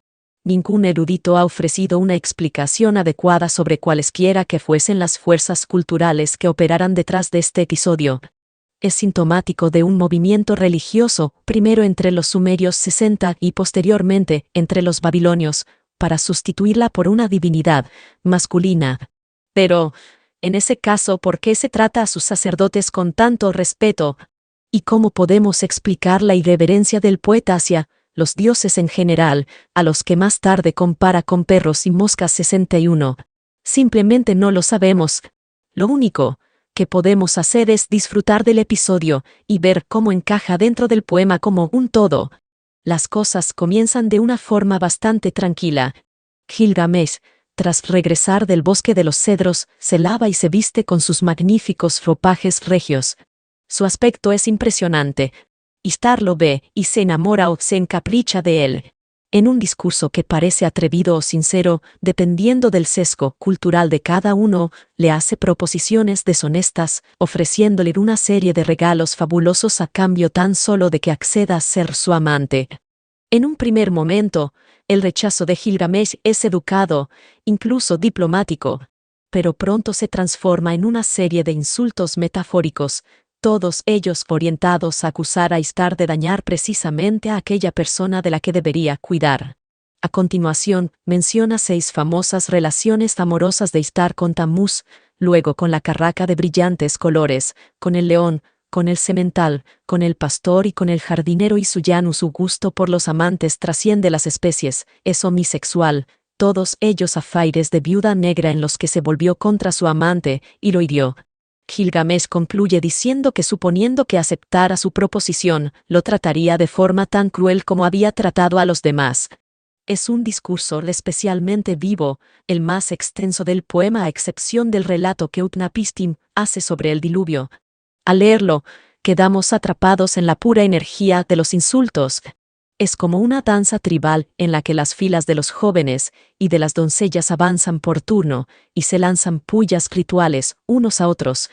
El clímax del discurso, el catálogo de amantes, son unas metamorfosis en miniatura en las que Ishtar anticipa asirse y que van de desastre en desastre, no solo con la satisfacción propia del abogado que ofrece pruebas de su argumento, sino también con el deleite de un cuentista.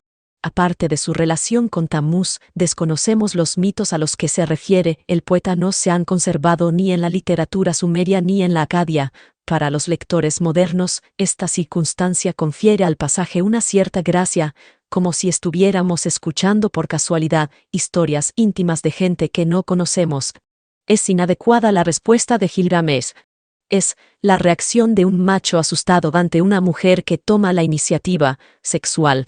Es posible, aunque resultaría extraño, en un poema que celebra a un personaje como Samat, pero por el descenso de Inanna mencionado antes, podemos estar seguros de que, al menos en uno de los 6 ejemplos, Gilgamesh nos está ofreciendo una información precisa. Acostarse con Ishtar puede resultar peligroso para la salud, y cuando presenciamos su violenta respuesta ante el rechazo, tendemos a pensar que Gilgamesh ha sido muy juicioso al negarse. La siguiente escena es un retrato de Ishtar como una niña mimada, asesina. Rompe a llorar de rabia y frustración, acude a Anu, padre de los dioses, y tiene una rabieta hasta que éste le presta el toro celeste para que mate a Gilgamesh y destruya su palacio. Como mujer despechada, Ishtar no solo se muestra irritable y vengativa, es un auténtico monstruo, deseosa de sacrificar a cientos de personas a costa de su venganza. Pero Enkidu y Gilgamesh enseguida dan buena cuenta del gigantesco toro. No tienen miedo, no hay rastro de la angustia y vacilación del episodio de Umbaba. Ni siquiera hay sensación de peligro, a pesar de los 2 primeros bramidos que resultan demoledores para los guerreros. La acción es rápida, el humor tosco, y la muerte del toro no parece tanto un combate como un deporte. En la gracia de sus movimientos, es como el más o menos contemporáneo fresco del salto del toro 62 del Palacio de Cenosos en Creta, en el que un atleta ha saltado por encima de los cuernos de un toro y, haciendo sus lomos con los brazos y las piernas colgando por encima de la cabeza, está a punto de dar un salto mortal aterrizando de pie detrás del animal. Ishtar llora de impotencia por su fracaso. De pie en lo alto de la muralla de la ciudad, grita: Gilgamesh no solo me calumnió, bestia de él, ha dado muerte a su propio castigo, el toro celeste. Es divertido, pero se trata de ese incómodo humor que descansa sobre la humillación de un villano. ¿Cuántos de nosotros hoy en día disfrutamos con el ridículo y angustiado llanto de Shiloh, mi hija? Oh, mis ducados. Oh, mi hija. Aun cuando la mala acabe de matar a 300 personas, no apetece disfrutar con su dolor. Sin embargo, Enkidu no es tan delicado. Cuando Enkidu escuchó estas palabras, rompió a reír, se agachó, arrancó uno de los muslos del toro y lo arrojó al rostro de Ishtar. Si te agarrara, haría lo mismo contigo, te haría trizas y colgaría de tus brazos las tripas del toro. Una vez más, igual que en la muerte de Humbaba, Enkidu se muestra aquí como el más radical de los dos amigos. Por lo que respecta a la ética del héroe, se ha subido al carro de Gilgamesh hasta tal punto que éste casi parece moderado, en comparación. La catarata final de insultos, tan enérgica como sorprendente por su orgullo desmesurado, y su carácter absolutamente ofensivo, resulta claramente peligrosa, especialmente si tu rival es una diosa. Lo que la hace extrañamente divertida es su combinación de inocencia y crueldad, en la que hay algo más que un parecido superficial entre Ishtar y los dos héroes. Ese mismo día, más tarde, después del paseo triunfal, cuando Gilgamesh presume y se jacta de su victoria, nos recuerda a un atleta que no solo gana y machaca a su oponente, sino que lo humilla. Decidme, ¿quién es el más hermoso de los hombres? Decidme, ¿quién es el más valiente de los héroes? Gilgamesh, él es el más hermoso de los hombres. Enkidu, él es el más valiente de los héroes. Somos nosotros quienes, encolerizados, arrojamos el muslo del toro al rostro de Ishtar, y ahora, en las calles, no tiene quien la vengue. Hay formas más inteligentes de volver a casa después de una muerte que sabes que ha encolerizado a los grandes dioses. Si la tarea psicológica del héroe consiste en lograr el dominio de los monstruos internos matando a los externos, Gilgamesh ha fracasado radicalmente. Matar a Humbaba y al toro celeste no le ha proporcionado un control mayor sobre sí mismo y su arrogancia. Es posible que la llegada de Enkidu haya significado para él cierto equilibrio, al menos ha dejado de oprimir a los ciudadanos de Uruk. Pero, si los dioses esperaban que Enkidu trajese paz al rey y a la ciudad, estaban en un lamentable error. Gilgamesh tendrá que aprender cuáles son sus límites de otra manera. Es obvio que el libro B es un episodio separado que podría omitirse sin que se interrumpiese la continuidad del hilo narrativo. Los héroes matan a Humbaba en el libro B y sufren las consecuencias de este acto con la muerte de Enkidu al final del libro 7. Pero la progresión hacia la tragedia parecería demasiado abrupta sin el episodio de Ishtar. El libro B es un interludio cómico, como las obras satíricas que se representaban después de las tragedias griegas, obscenas, vulgares, animadas, irreverentes y bulliciosas, liberadoras de todas las energías que muy pronto se volverán reconcentradas y sombrías. Muerte y partida. De repente, Enkidu tiene dos sueños acerca de la muerte.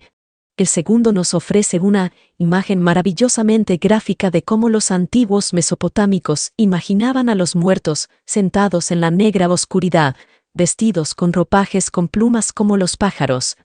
Nadie puede burlarse de los grandes dioses, y el asesinato de Humbaba tendrá funestas consecuencias. 63. Gilgamesh, derramando lágrimas, considera absurdo el primer sueño y lleva a cabo un débil intento por interpretar el segundo como un presagio favorable. Pero los dos amigos saben que Enkidu está condenado.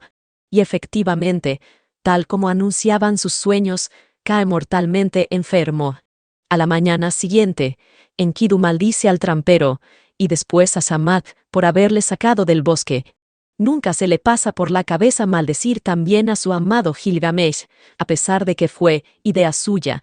El discurso refleja la impotencia de Enkidu ante la conciencia de la muerte, y parte de su poder reside en derribar todos los diques del ego vengativo y culpabilizador.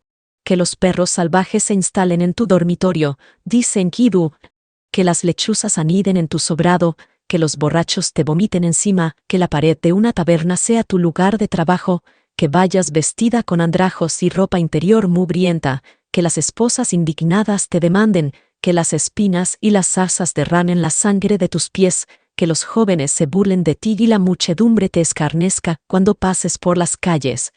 El discurso no es solo una diatriba, es también enormemente ilustrativo si lo pasamos del subjuntivo al indicativo, el retrato de la vida de una prostituta entrada en años, con su pobreza, su debilidad y sus humillaciones. Jamás proporciona a Enkidu una visión más equilibrada que calma su airado corazón. La civilización, señala el dios, ha sido para Enkidu algo tan paradisíaco como lo fue la vida salvaje. Y no fue Shamat quien dio a Enkidu su mayor alegría, su amistad con Gilgamesh. Enkidu lo reconoce y convierte su maldición contra Shamat en bendición. Que seas adorada por nobles y príncipes, dice, que Ishtar te dé amantes generosos cuyos cofres rebosan de joyas y oro. En el intervalo entre la maldición y la bendición, Shamat ha ascendido desde la más barata de las rameras hasta la más cara y estimada de las cortesanas, una especie de Ninon de Lentlos, Babilonia. Curiosamente, tanto la maldición como la bendición imaginan a Shamat como una prostituta pobre o rica, más que como una sacerdotisa. Parece que Enkidu no aprecie la diferencia. Es posible, por supuesto, que muchas sacerdotisas de Ishtar hubiesen preferido ser cortesanas adineradas. Pero para la verdadera devota el cambio difícilmente habría sido una bendición. La devoción por la diosa se encontraba en el centro de su vida y, en comparación, incluso, el tipo de riqueza y halagos que obtiene una estrella de Ollivod hubiera carecido de sentido. Tras 12 días de agonía, Enkidu muere y deja a Gilgamesh solo con su dolor. Es un momento trágico en la epopeya, aunque las epopeyas no son necesariamente trágicas. Los poemas homéricos contienen tanto la tragedia de Aquiles como el romance de Ulises, con su final feliz para él, no para los pretendientes ni para las jóvenes doncellas que son ahorcadas. Enkidu podría verse como un héroe trágico, expulsado del Edén al corrupto mundo de los humanos para sufrir una arbitraria sentencia de muerte por parte de los dioses. Por resignado que parezca esta suerte, queda no obstante respecto a ella un rebusto amargo. Podríamos achacar su causa, la caza del monstruo que emprende Gilgamesh, al igual que podríamos achacar a la tiranía de este, la de su nacimiento. Pero lo más cierto es que Enkidu provocó su propia muerte al insistir a Gilgamesh para que diera muerte a un baba. Si hubiera dejado vivir al monstruo, todo habría salido bien. El hecho de que ni Enkidu ni Gilgamesh en ningún momento se den cuenta de esto forma parte del patetismo de la situación. El lamento de Gilgamesh al comienzo del libro 8 constituye una de las más hermosas elegías de la literatura. En él, Gilgamesh pide tanto al mundo de la naturaleza como al de la ciudad, que se unan a él en su llanto por su amigo. Las frases sencillas, repetidas de su lamento son exquisitas en su aflicción. Mi amigo amado está muerto, mi hermano amado está muerto, lo lloraré, mientras respire, sollozaré por él como una mujer que ha perdido a su único hijo. 64.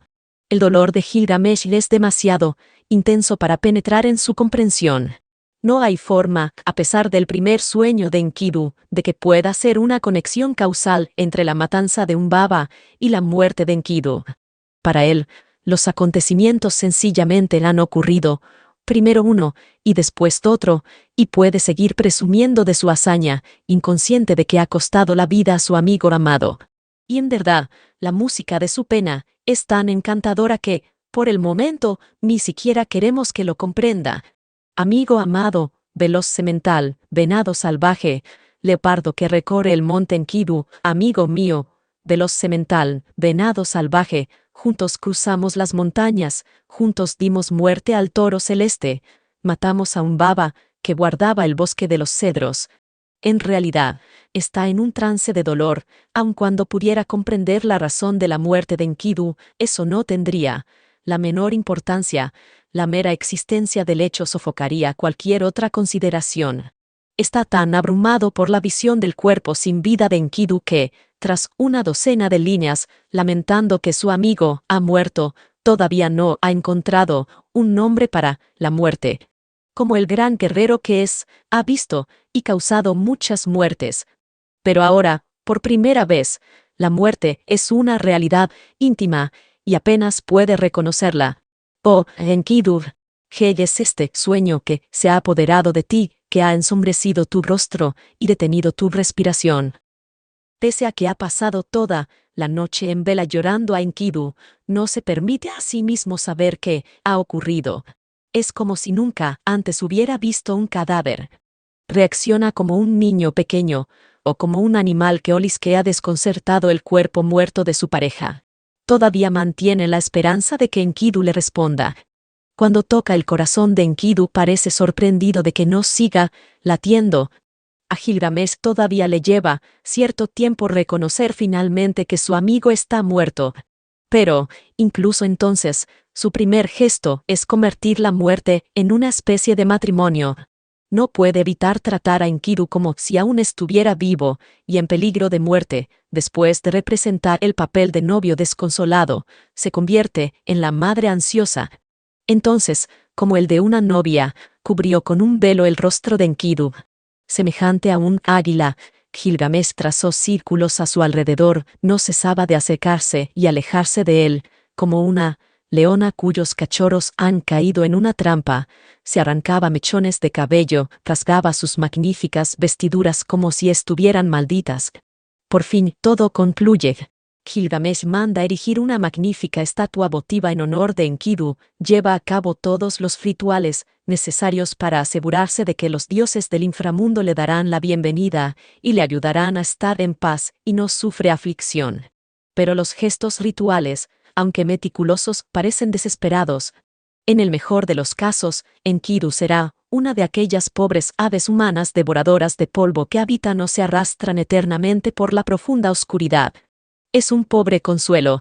Y así, abandonando todos sus privilegios y responsabilidades, dimitiendo de sus funciones como rey y guerrero, y haciendo el camino inverso al que hiciera Enkidu desde el salvajismo a la civilización, Gilgamesh se viste con una piel de animal y abandona Uruk. Su marcha nos recuerda otra partida regia que tiene lugar miles de años después, en la leyenda de Buda. Al igual que Gilgamesh, Gautama, el futuro despierto, queda paralizado por una visión de la vulnerabilidad humana, y se siente empujado a abandonar su palacio y todas sus posesiones para buscar el secreto de la vida y la muerte. Sin embargo, el dolor de Gautama no es personal. Él no ha perdido a un amigo amado, no ha perdido a nadie excepto a sí mismo su propia identidad. Cuando por primera vez en su protegida vida ve la enfermedad, la vejez y la muerte, su única idea de lo que es ser humano, de qué es lo que le aguarda, se viene abajo y se ve inmerso en una sucesión desesperada de preguntas. Su historia tiene un final más feliz que la de Gilgamesh. Tras 6 años de mortificaciones estériles, se sienta bajo el árbol Bodhi, decidido a no moverse hasta que no le llegue la muerte o el entendimiento, y al amanecer, cuando aparece la estrella de la mañana, despierta súbitamente del sueño del sufrimiento. Cuando ves lo que no ha nacido 65, lo que no ha sido creado, lo que no ha sido condicionado, dirá tiempo después, estás liberado de todo lo nacido, creado y condicionado. También Gilgamesh se consume planteándose una pregunta acerca de la vida y la muerte. Pero su pregunta no viene dada por una profunda necesidad de comprender, la provoca el miedo. Rilke denominó Val Gilgamesh la epopeya del temor a la muerte 66. El miedo es la otra cara del frío, ethos guerrero, en la que la conciencia de la mortalidad motiva al héroe a forjarse su fama. Nuestros días son pocos en número, había dicho Gilgamesh imperturbable.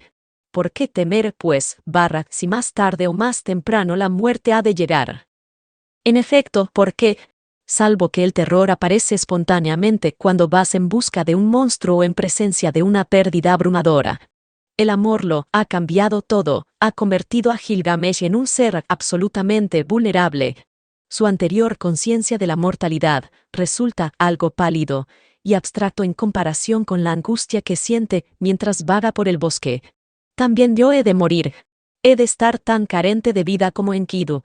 ¿Cómo puedo soportar esta angustia que anida en mi vientre, este temor a la muerte que me empuja, sin cesar? Si al menos pudiera hallar al único hombre al que los dioses hicieron inmortal, le preguntaría cómo vencer a la muerte.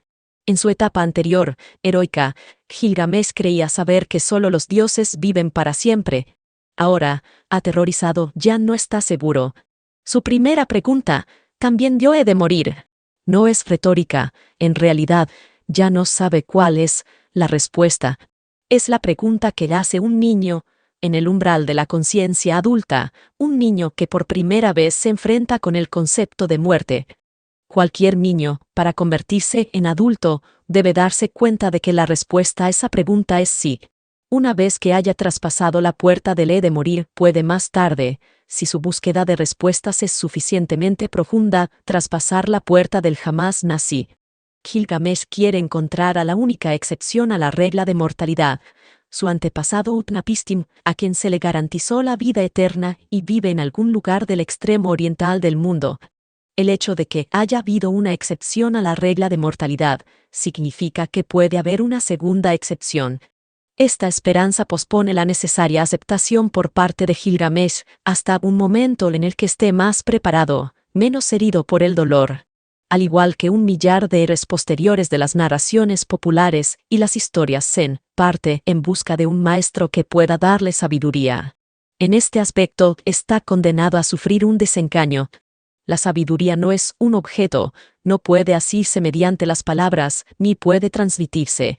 Pero hasta que Gilgamesh no complete su búsqueda, no será capaz de darse cuenta de su futilidad. Esto de lo que hablamos jamás puede encontrarse buscando, dice el maestro sufí Abu Yazid al-Bistami 67, y, sin embargo, solo los que buscan lo encuentran. El primer lugar al que sabemos que llega son los Montes Gemelos, dos altas montañas que dominan el túnel por el que se pone el sol para su nocturno viaje subterráneo, y del que surge de nuevo por la mañana. Dos terribles monstruos del género llamado hombres escorpión protegen el extremo oriental de este túnel, igual que Humbaba protegía el bosque de los cedros. Cuando Gilgamesh se recupera del pavor que le inspiran y se acerca a ellos, no piensa ya como un exterminador de monstruos. Las criaturas resultan ser muy consideradas y le indican que para el camino que lleva hasta Utnapishtim pasa a través del túnel. A instancias de su compadecida esposa, el hombre escorpión permite a Gilgamesh entrar en el túnel, advirtiéndole de que si no consigue alcanzar el extremo occidental antes de que entre el sol por él, se abrasará. Durante 12 horas, sin parar, Gilgamesh corre a través de la más absoluta oscuridad y sale justo cuando el sol se está poniendo. Se trata de una muerte y un renacimiento simbólicos, en los que Gilgamesh atraviesa la oscuridad de un inframundo y emerge en el deslumbrante jardín de los dioses, semejante a los de las 1001 noches. Pero en sus efectos no se trata de un renacimiento. Gilgamesh sigue siendo el mismo hombre violento y angustiado de siempre. De hecho, cuando se encuentra con la tabernera Chiduri 68, se muestra tan amenazante que ésta corre al interior de su taberna y se encierra en ella. Gilgamesh intenta superar esta dificultad amenazando con tirar la puerta abajo. La fuerza es aún su reacción automática, la forma en la que responde al mundo. Chiduri es un personaje extraño, una matrona, posiblemente una diosa, que elabora cerveza en una taberna, en el confín del océano, al parecer para aquellos escasos clientes que pueden correr más que el sol. Siente miedo y curiosidad a la vez, y formula a Gilgamesh desde el tejado preguntas acerca de su aspecto y su destino que se repetirán posteriormente en el poema. Una vez más, Gilgamesh da rienda suelta a su elocuente dolor. ¿Cómo no habría de estar mi corazón lleno de dolor? Proclama a gritos a mi amigo, mi hermano, a quien tanto amaba, que me acompañaba frente a cualquier peligro, a Enkidu, mi hermano, a quien tanto amaba, que me acompañaba frente a cualquier peligro. El sino de todos los hombres lo ha derribado. Durante 6 días no permití que lo sepultasen, pues pensaba, si mi dolor es suficientemente violento, quizás regrese a la vida. Durante 6 días y 7 noches lo lloré, hasta que un gusano salió por su nariz. Entonces me asusté, se apoderó de mí el miedo a la muerte, y salí a vagar por el monte. No puedo soportar lo que le ocurrió a mi amigo, no puedo soportar lo que le ocurrió a Enkidu, así que vago por el monte sumido en mi dolor. ¿Cómo puede hallar descanso mi mente? Mi amigo amado se ha convertido en arcilla, mi amado Enkidu se ha convertido en arcilla. Y no me ocurrirá, como a él, que me tumbaré en el polvo y no volveré a levantarme. Este discurso le es tan cercano y conmovedor como su lamento del libro 8. Chiduri lo envía hasta la siguiente etapa de su viaje, pero no sin antes obsequiarle con una deliciosa píldora de sabiduría convencional que no puede proporcionarle ningún bienestar terrenal. Ningún consejo puede hacerlo. Se necesita llegar a la sabiduría por uno mismo. Saborea tu alimento, haz de cada uno de tus días un placer, báñate y unge tu cuerpo de aceite, viste brillantes vestidos de reluciente limpieza, que la música y la danza inunden tu hogar, ama al niño, que te coge de la mano, y que tu esposa goce siempre en tu abrazo. Tal es la mejor forma que tiene un hombre de vivir. Pero Gilgamesh es incapaz de disfrutar, debe perseverar hasta que encuentre a Utnapishtim. Chiduri le dice que el único hombre que puede ayudarle es Usanabi, el vaquero de Utnapishtim. Si Gilgamesh se lo pide, es posible que Usanabi lo lleve a través del vasto océano, en su barco, tripulado por los hombres de piedra, que son invulnerables a las aguas de la muerte. En lugar de mostrarse cortés con el hombre del que ahora depende todo, Gilgamesh se conduce con la acostumbrada violencia contraproducente y sin sentido. Ataca a Usanabi y rompe en pedazos a los hombres de piedra. Sin embargo, y afortunadamente para él, Usanabi es un individuo afable que se lo perdona todo, y le propone un método alternativo para atravesar las aguas de la muerte, por medio de pértigas puntiagudas en lugar de los destrozados hombres de piedra. Navegan sin detenerse, durante 3 días y 3 noches, la distancia de 6 semanas para los hombres corrientes, atraviesan las aguas de la muerte y finalmente atracan en la orilla donde Utnapishtim aguarda. Gilgamesh aún no es consciente, pero se encuentra frente a frente con el hombre que constituye su última esperanza. Cuando no hay salida, sigue el camino que está frente a ti. El arquetípico viaje del héroe se desarrolla por etapas: ser llamado a la acción, encontrar a un sabio o guía, atravesar el umbral que conduce al luminoso mundo de la aventura, superar varias pruebas, alcanzar la meta, derrotar a las fuerzas del mal y regresar al hogar. Conduce a una transformación espiritual final, un sentimiento de gratitud, humildad y reforzada confianza en la inteligencia del universo. Después de haber encontrado el tesoro, dado muerte al dragón, salvado a la princesa o haberse unido con la mente del sabio, el héroe puede regresar a la vida ordinaria en un estado de gracia que supone una bendición para él y para toda su comunidad. Ha sufrido, ha triunfado, está en paz. Cuanto más intentamos encajar a Gilgamesh en el patrón de viaje arquetípico, más extraño, estrafalario y postmoderno nos parece. Se trata de la historia de búsqueda original, pero es también una antibúsqueda, puesto que socava desde el principio el mito de la búsqueda. Gilgamesh mata al monstruo, pero eso, a su vez, es una violación del orden divino de las cosas y provoca la muerte de su amigo amado. Viaja hasta los confines del mundo, encuentra a un hombre sabio, pero tampoco allí se produce una transformación. Utnapishtim le hace las mismas preguntas que anteriormente le hizo Chiduri 69, y Gilgamesh responde con los mismos llantos de angustia, después de lo cual Utnapishtim le ofrece otra píldora de sabiduría convencional, palabras hermosas, pero tan inútiles para Gilgamesh como lo fueron las de Chiduri. ¿Qué hay de bueno en decir, como hace el tío poco inteligente que todos tenemos en la familia, que Gilgamesh debería darse cuenta de lo afortunado que es, que la vida es breve y que la muerte es el final?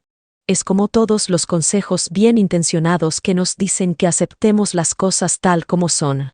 No podemos aceptar las cosas tal como son mientras pensemos que las cosas deberían ser de otra manera. Que nos digan cómo no creer lo que pensamos y tenta, y entonces puede que seamos capaces de oír. En cualquier caso, tratándose de Utnapishtim, decir que la vida es breve resulta un poco falso. La vida no es breve, en su caso. Esa es la cuestión. ¿Por qué, si no, ha viajado Gilgamesh hasta los confines del mundo para verlo? El hombre desesperado, abatido por el dolor que se presenta ante Utnapishtim, se siente menos afortunado que del ser más simple frente al que, supuestamente, es tan superior. Quiere trascender la muerte, no aceptarla, y lo quiere ahora, no en algún futuro feliz. No hay consuelo en los tópicos, y que Utnapishtim le diga que va a morir parece tan carente de tacto como lo fue, en el caso de San Pablo, decirle a los tesalonicenses que no iban a morir 71. El único defecto que sus palabras parecen tener es que Gilgamesh reconoce por fin al anciano como Utnapishtim, y actúa con una moderación que no habíamos visto hasta el momento. Me proponía combatir contra ti, le dice.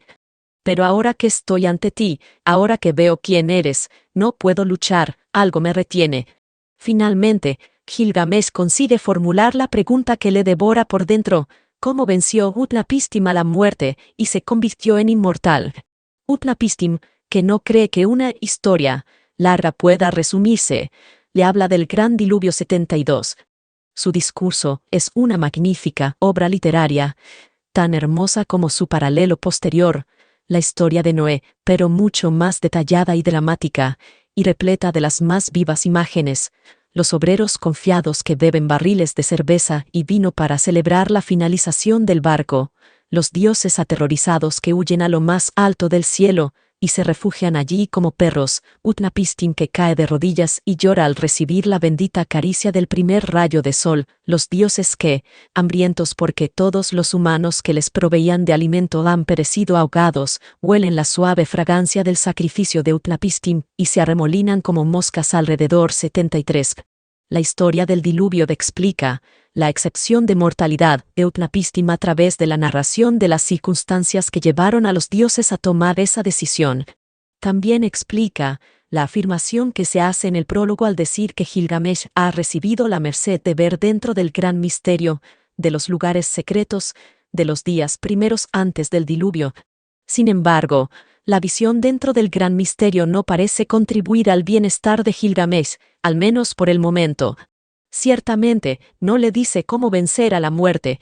La inmortalidad, a lo que parece, fue una oferta única, y ese crudo hecho constituye la principal revelación de Utnapishtim.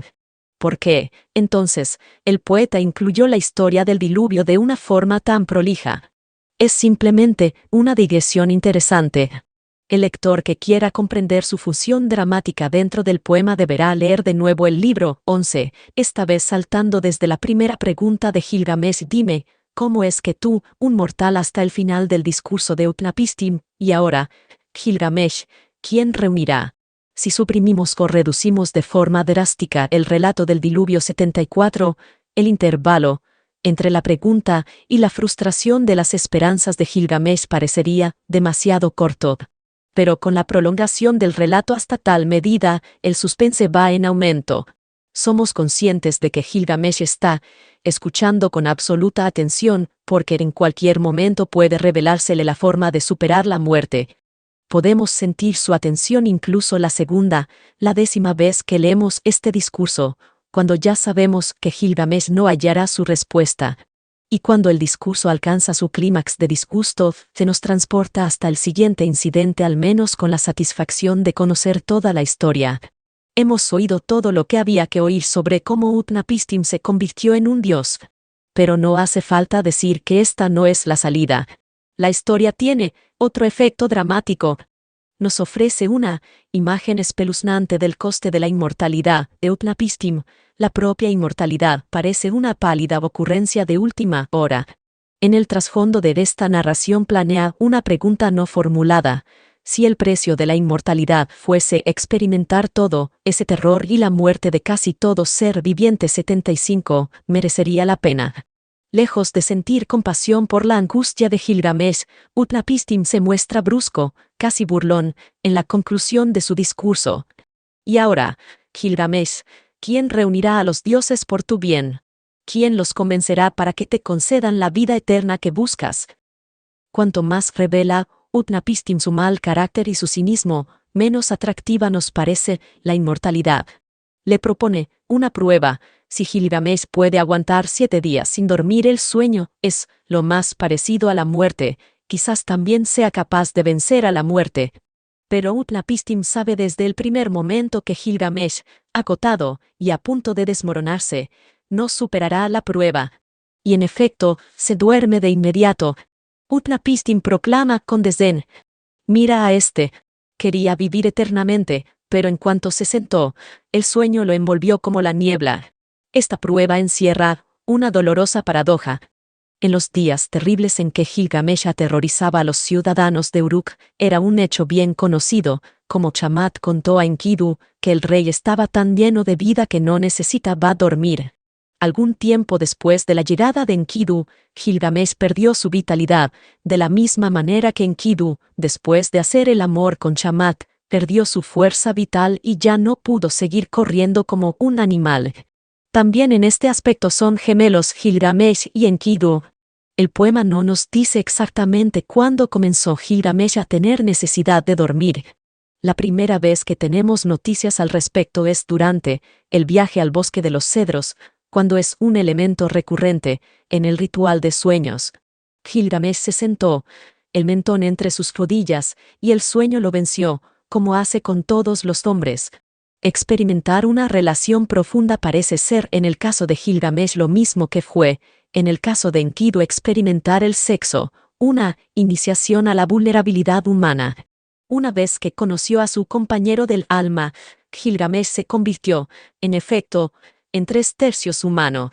Dejó atrás su parentesco con los dioses ajenos al sueño, inmortales 76, igual que Enkidu dejó atrás los 2/3 de su ser que eran animales. Sin darse cuenta, cada uno abandonó parte de su fuerza física para poder conocer el tipo de amor que un animal o un dios no puede conocer. 77. Después de que Gilgamesh fracase en la prueba, la esposa de Utnapishtim, tan agradable como agrio, es su marido, sugiere despertarlo y enviarlo tranquilamente de vuelta a casa. Pero según Utnapishtim, Gilgamesh es un impostor como todos los humanos y hay que presentarle una prueba de que era dormido, y ésta se la proporcionan los 7 panes endurecidos. Gilgamesh, tras reconocer su fracaso, grita en un pasaje hermoso y conmovedor: ¿Qué haré? ¿A dónde me dirigiré ahora? La muerte me ha atrapado, me rodea en mi alcoba, y donde quiera que miro, a donde quiera me vuelvo, solo hay muerte. Tras asegurarse primero de que Gilgamesh ha sido lavado y ungido, en una especie de renovación ritual, y de entregarle vestiduras regias que permanecerán impolutas hasta que regrese a Uruk, Utnapishtim le pone en el camino de vuelta. Y este parece ser el final del relato. Pero la compasiva esposa de Utnapishtim interviene, una vez más. Y así, como regalo de despedida, Utnapishtim revela un segundo secreto de los dioses. Le revela a Gilgamesh que, dentro de las aguas del gran abismo, el mar de agua dulce que se halla bajo la tierra, puede encontrar una planta mágica que le devolverá la juventud.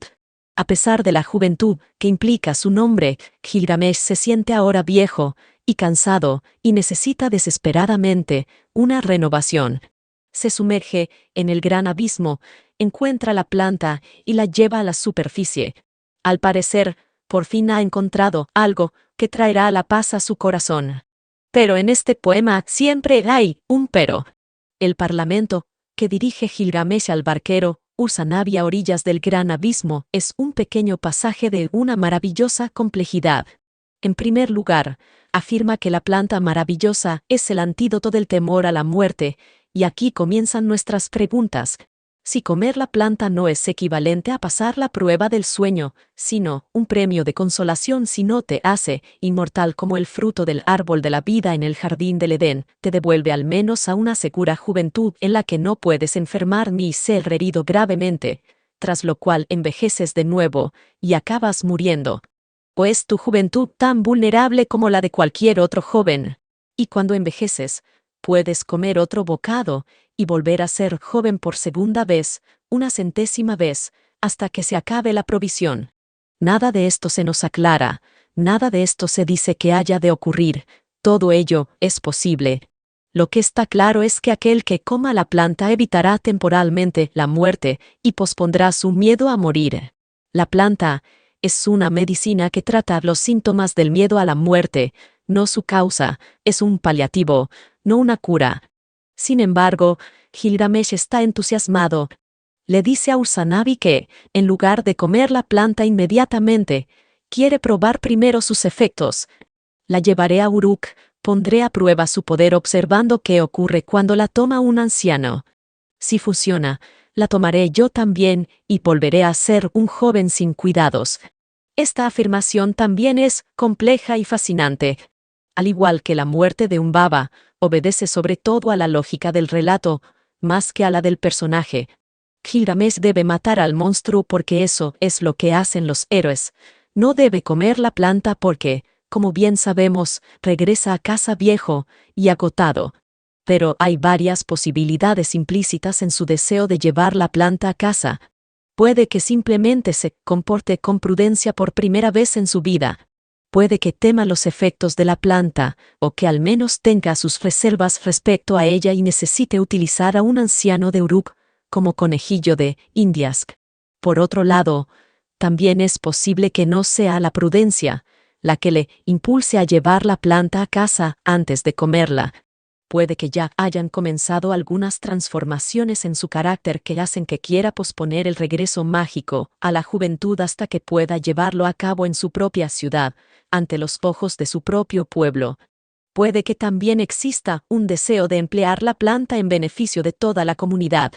Regresará a casa, escogerá a un anciano especialmente digno que no tenga nada que perder si el experimento fracasa y si tiene éxito, repartirá pequeñas porciones de la planta entre miles de ancianos y entregará un esqueje al jardinero real para ver si puede ser cultivada en Uruk, la de exuberantes jardines, y servir también así a las generaciones futuras. Es posible que en los sombríos recovecos de la mente de Gilgamesh estén tomando forma pensamientos similares.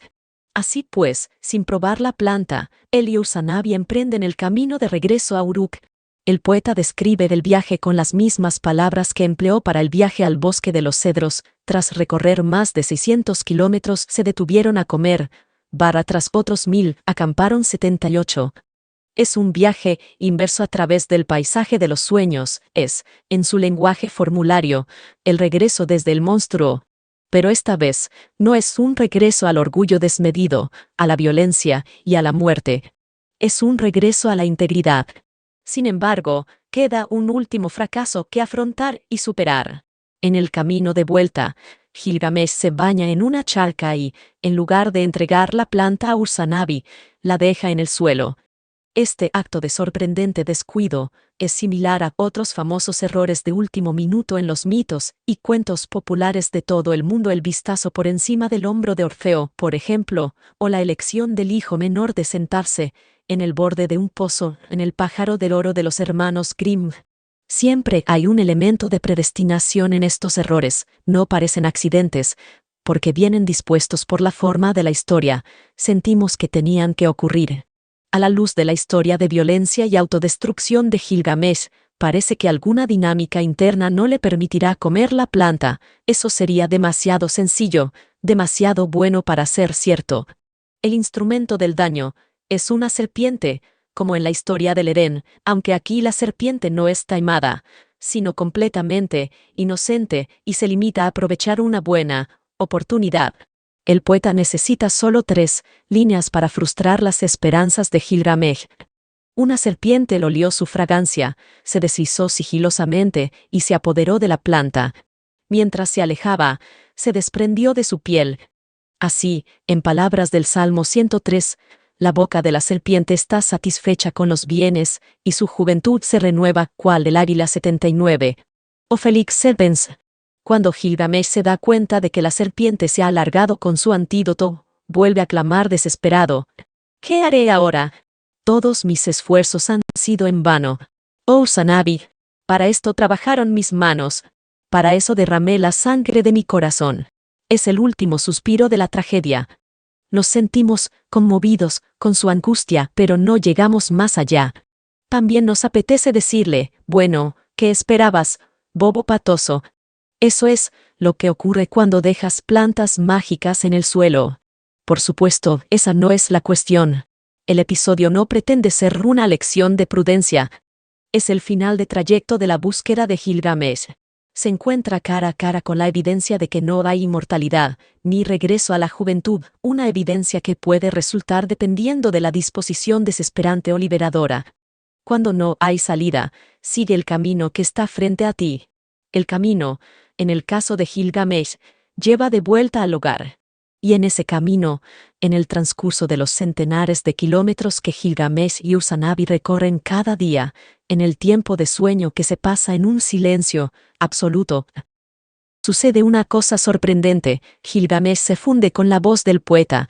A pesar de lo que el prólogo proclama, nunca hemos creído que fuera Gilgamesh el que escribiera el poema. Siempre ha sido un personaje de la historia, no su narrador, una parte de la historia, no el todo. Solo ahora, por primera vez, cuando Gilgamesh se dirige a Usanavi con las mismas palabras que Sinlekyungni emplea para dirigirse a nosotros al comienzo del poema, podemos escuchar por nosotros mismos esta voz de autor. Cuando por fin llegaron, Gilgamesh dijo a Usanavi: estas son las murallas de Uruk, ciudad con la que ninguna otra de la tierra puede compararse. Mira cómo sus baluartes brillan como cobre al sol. Asciende por la escalera de piedra, más antigua de lo que la mente puede imaginar. Llégate al templo de Leana, consagrado a Istar, un templo cuyo tamaño y belleza no ha igualado ningún rey. Camina sobre la muralla de Uruk, recorre su perímetro en torno a la ciudad, escruta sus soberbios cimientos, examina su labor de ladrillo. Cuán diestra es. Repara en las tierras que circunda, en sus palmeras, sus jardines, sus huertos, sus espléndidos palacios y templos, sus talleres y mercados, sus casas, sus plazas. Y así es como termina el poema, donde comenzó. Su forma no es circular, como Finnegan's-Wake, sino espiral, pues comienza de nuevo a otro nivel, con Gilgamesh haciendo de narrador. Su transformación ha tenido lugar entre bastidores, fuera del marco del poema, en el último momento posible. Cuando volvemos al comienzo, a donde nos lleva el eco de las palabras que repite Gilgamesh, está claro que ha completado la fase final del viaje del héroe arquetípico, en el que el héroe entrega nueva vida a su comunidad, cuando regresa a ella con los dones que ha descubierto durante su aventura.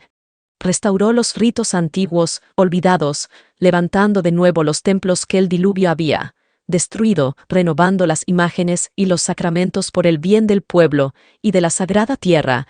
No se nos dice cómo aprendió Gilgamesh de Utnapishtim los ritos antiguos, olvidados, pero sabemos que por primera vez se comporta como un rey responsable y compasivo, como un benefactor de su pueblo y sus descendientes.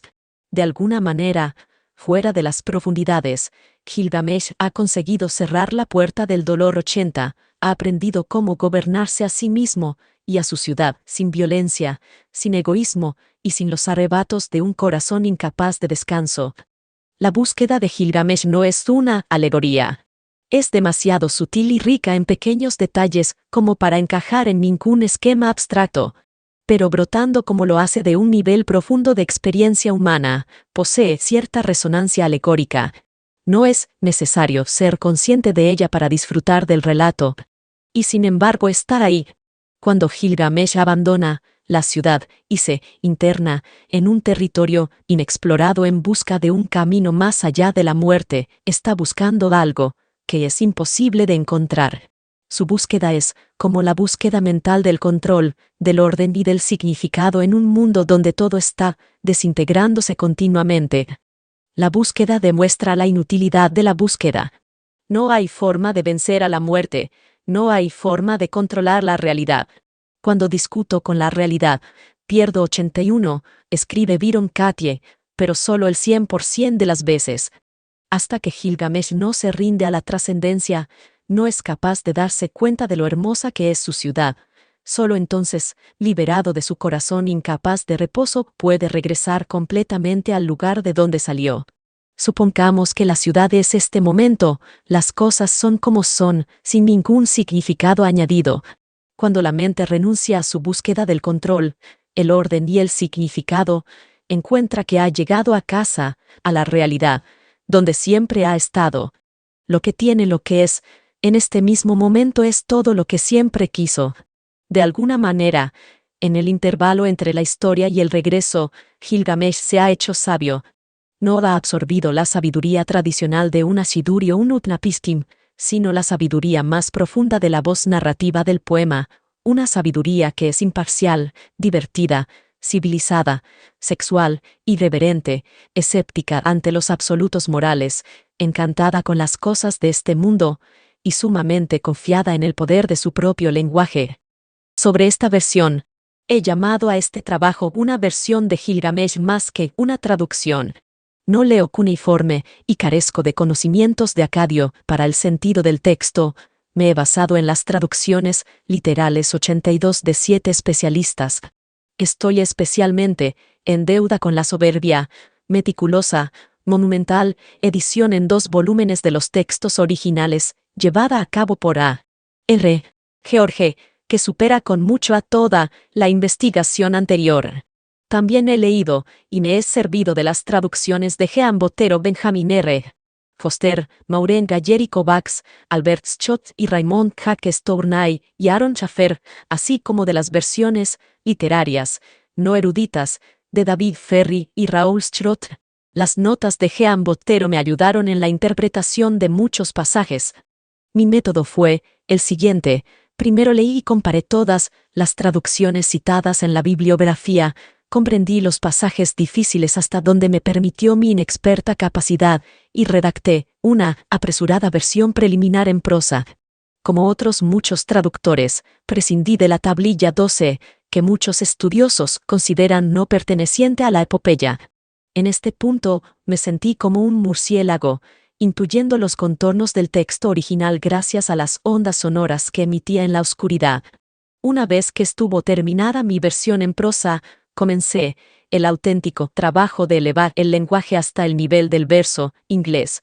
El metro que empleé, un tetrámetro libre, no yámbico, no aliterado, es poco frecuente en inglés. Los 2 casos que conozco son secciones del Four Quartets de Eliot y la maravillosa Sestina 83 de Elizabeth Bishop. Trabajé duro para evitar en mis ritmos un sonido demasiado regular y los varié para que nunca se diera un ritmo idéntico en 2 versos consecutivos. Cuando fue posible, me mantuve bastante próximo al sentido literal. Cuando fue necesario, fui mucho más libre e hice no tanto una traducción como una adaptación. Decidí no reproducir algunas de las peculiaridades del estilo acadio, que para los lectores antiguos podrían ser agradables pero que a nosotros nos resultan tediosas. Por ejemplo, las repeticiones, palabra por palabra, de pasajes completos y las enumeraciones de 1 a 7 o 12. He rellenado las muchas lagunas del texto, he modificado imágenes que no eran claras, he añadido versos cuando el dramatismo de la situación requería cierta elaboración o cuando los pasajes terminaban de forma abrupta y necesitaban una transición, he suprimido algunos pasajes fragmentarios y, cuando el texto era incoherente, he cambiado en ocasiones el orden de los pasajes. Todos estos cambios están documentados en las notas. Aunque he intentado mantenerme fiel al espíritu del texto acadio, a menudo me he comportado tan libremente con la letra del mismo como Sinleki Unnini y sus predecesores paleo-babilonios lo fueron con su material. Quiero pensar que me habrían dado su aprobación. Gilgamesh. Prólogo. Que el que todo lo ha visto 84, que ha experimentado todas las emociones, del júbilo a la desesperación, ha recibido la merced de ver dentro del gran misterio, de los lugares secretos, de los días primeros antes del diluvio. Ha viajado hasta los confines del mundo y ha regresado, exhausto pero entero. Ha grabado sus hazañas en estelas de piedra, ha vuelto a erigir el sagrado templo de Leana, así como las gruesas murallas de Uruk 85, ciudad, con la que ninguna otra de la tierra puede compararse. Mira cómo sus baluartes brillan como cobre 86 al sol. Asciende por la escalera de piedra, más antigua de lo que la mente puede imaginar. Llégate al templo de Leana, consagrado a Istar, un templo cuyo tamaño y belleza no ha igualado ningún rey. Camina sobre la muralla de Uruk, recorre su perímetro en torno a la ciudad, escruta sus soberbios cimientos, examina su labor de ladrillo. Cuán diestra es. Prepara en las tierras que circunda, en sus palmeras, sus jardines, sus huertos, sus espléndidos palacios y templos, sus talleres y mercados, sus casas, sus plazas 87. Busca su piedra angular y, debajo de ella, el cofre de cobre que indica su nombre. Ábrelo. Levanta su tapa. Saca de él la tablilla de lapislázuli. Lee cómo Gilgamesh todo lo sufrió y todo lo superó.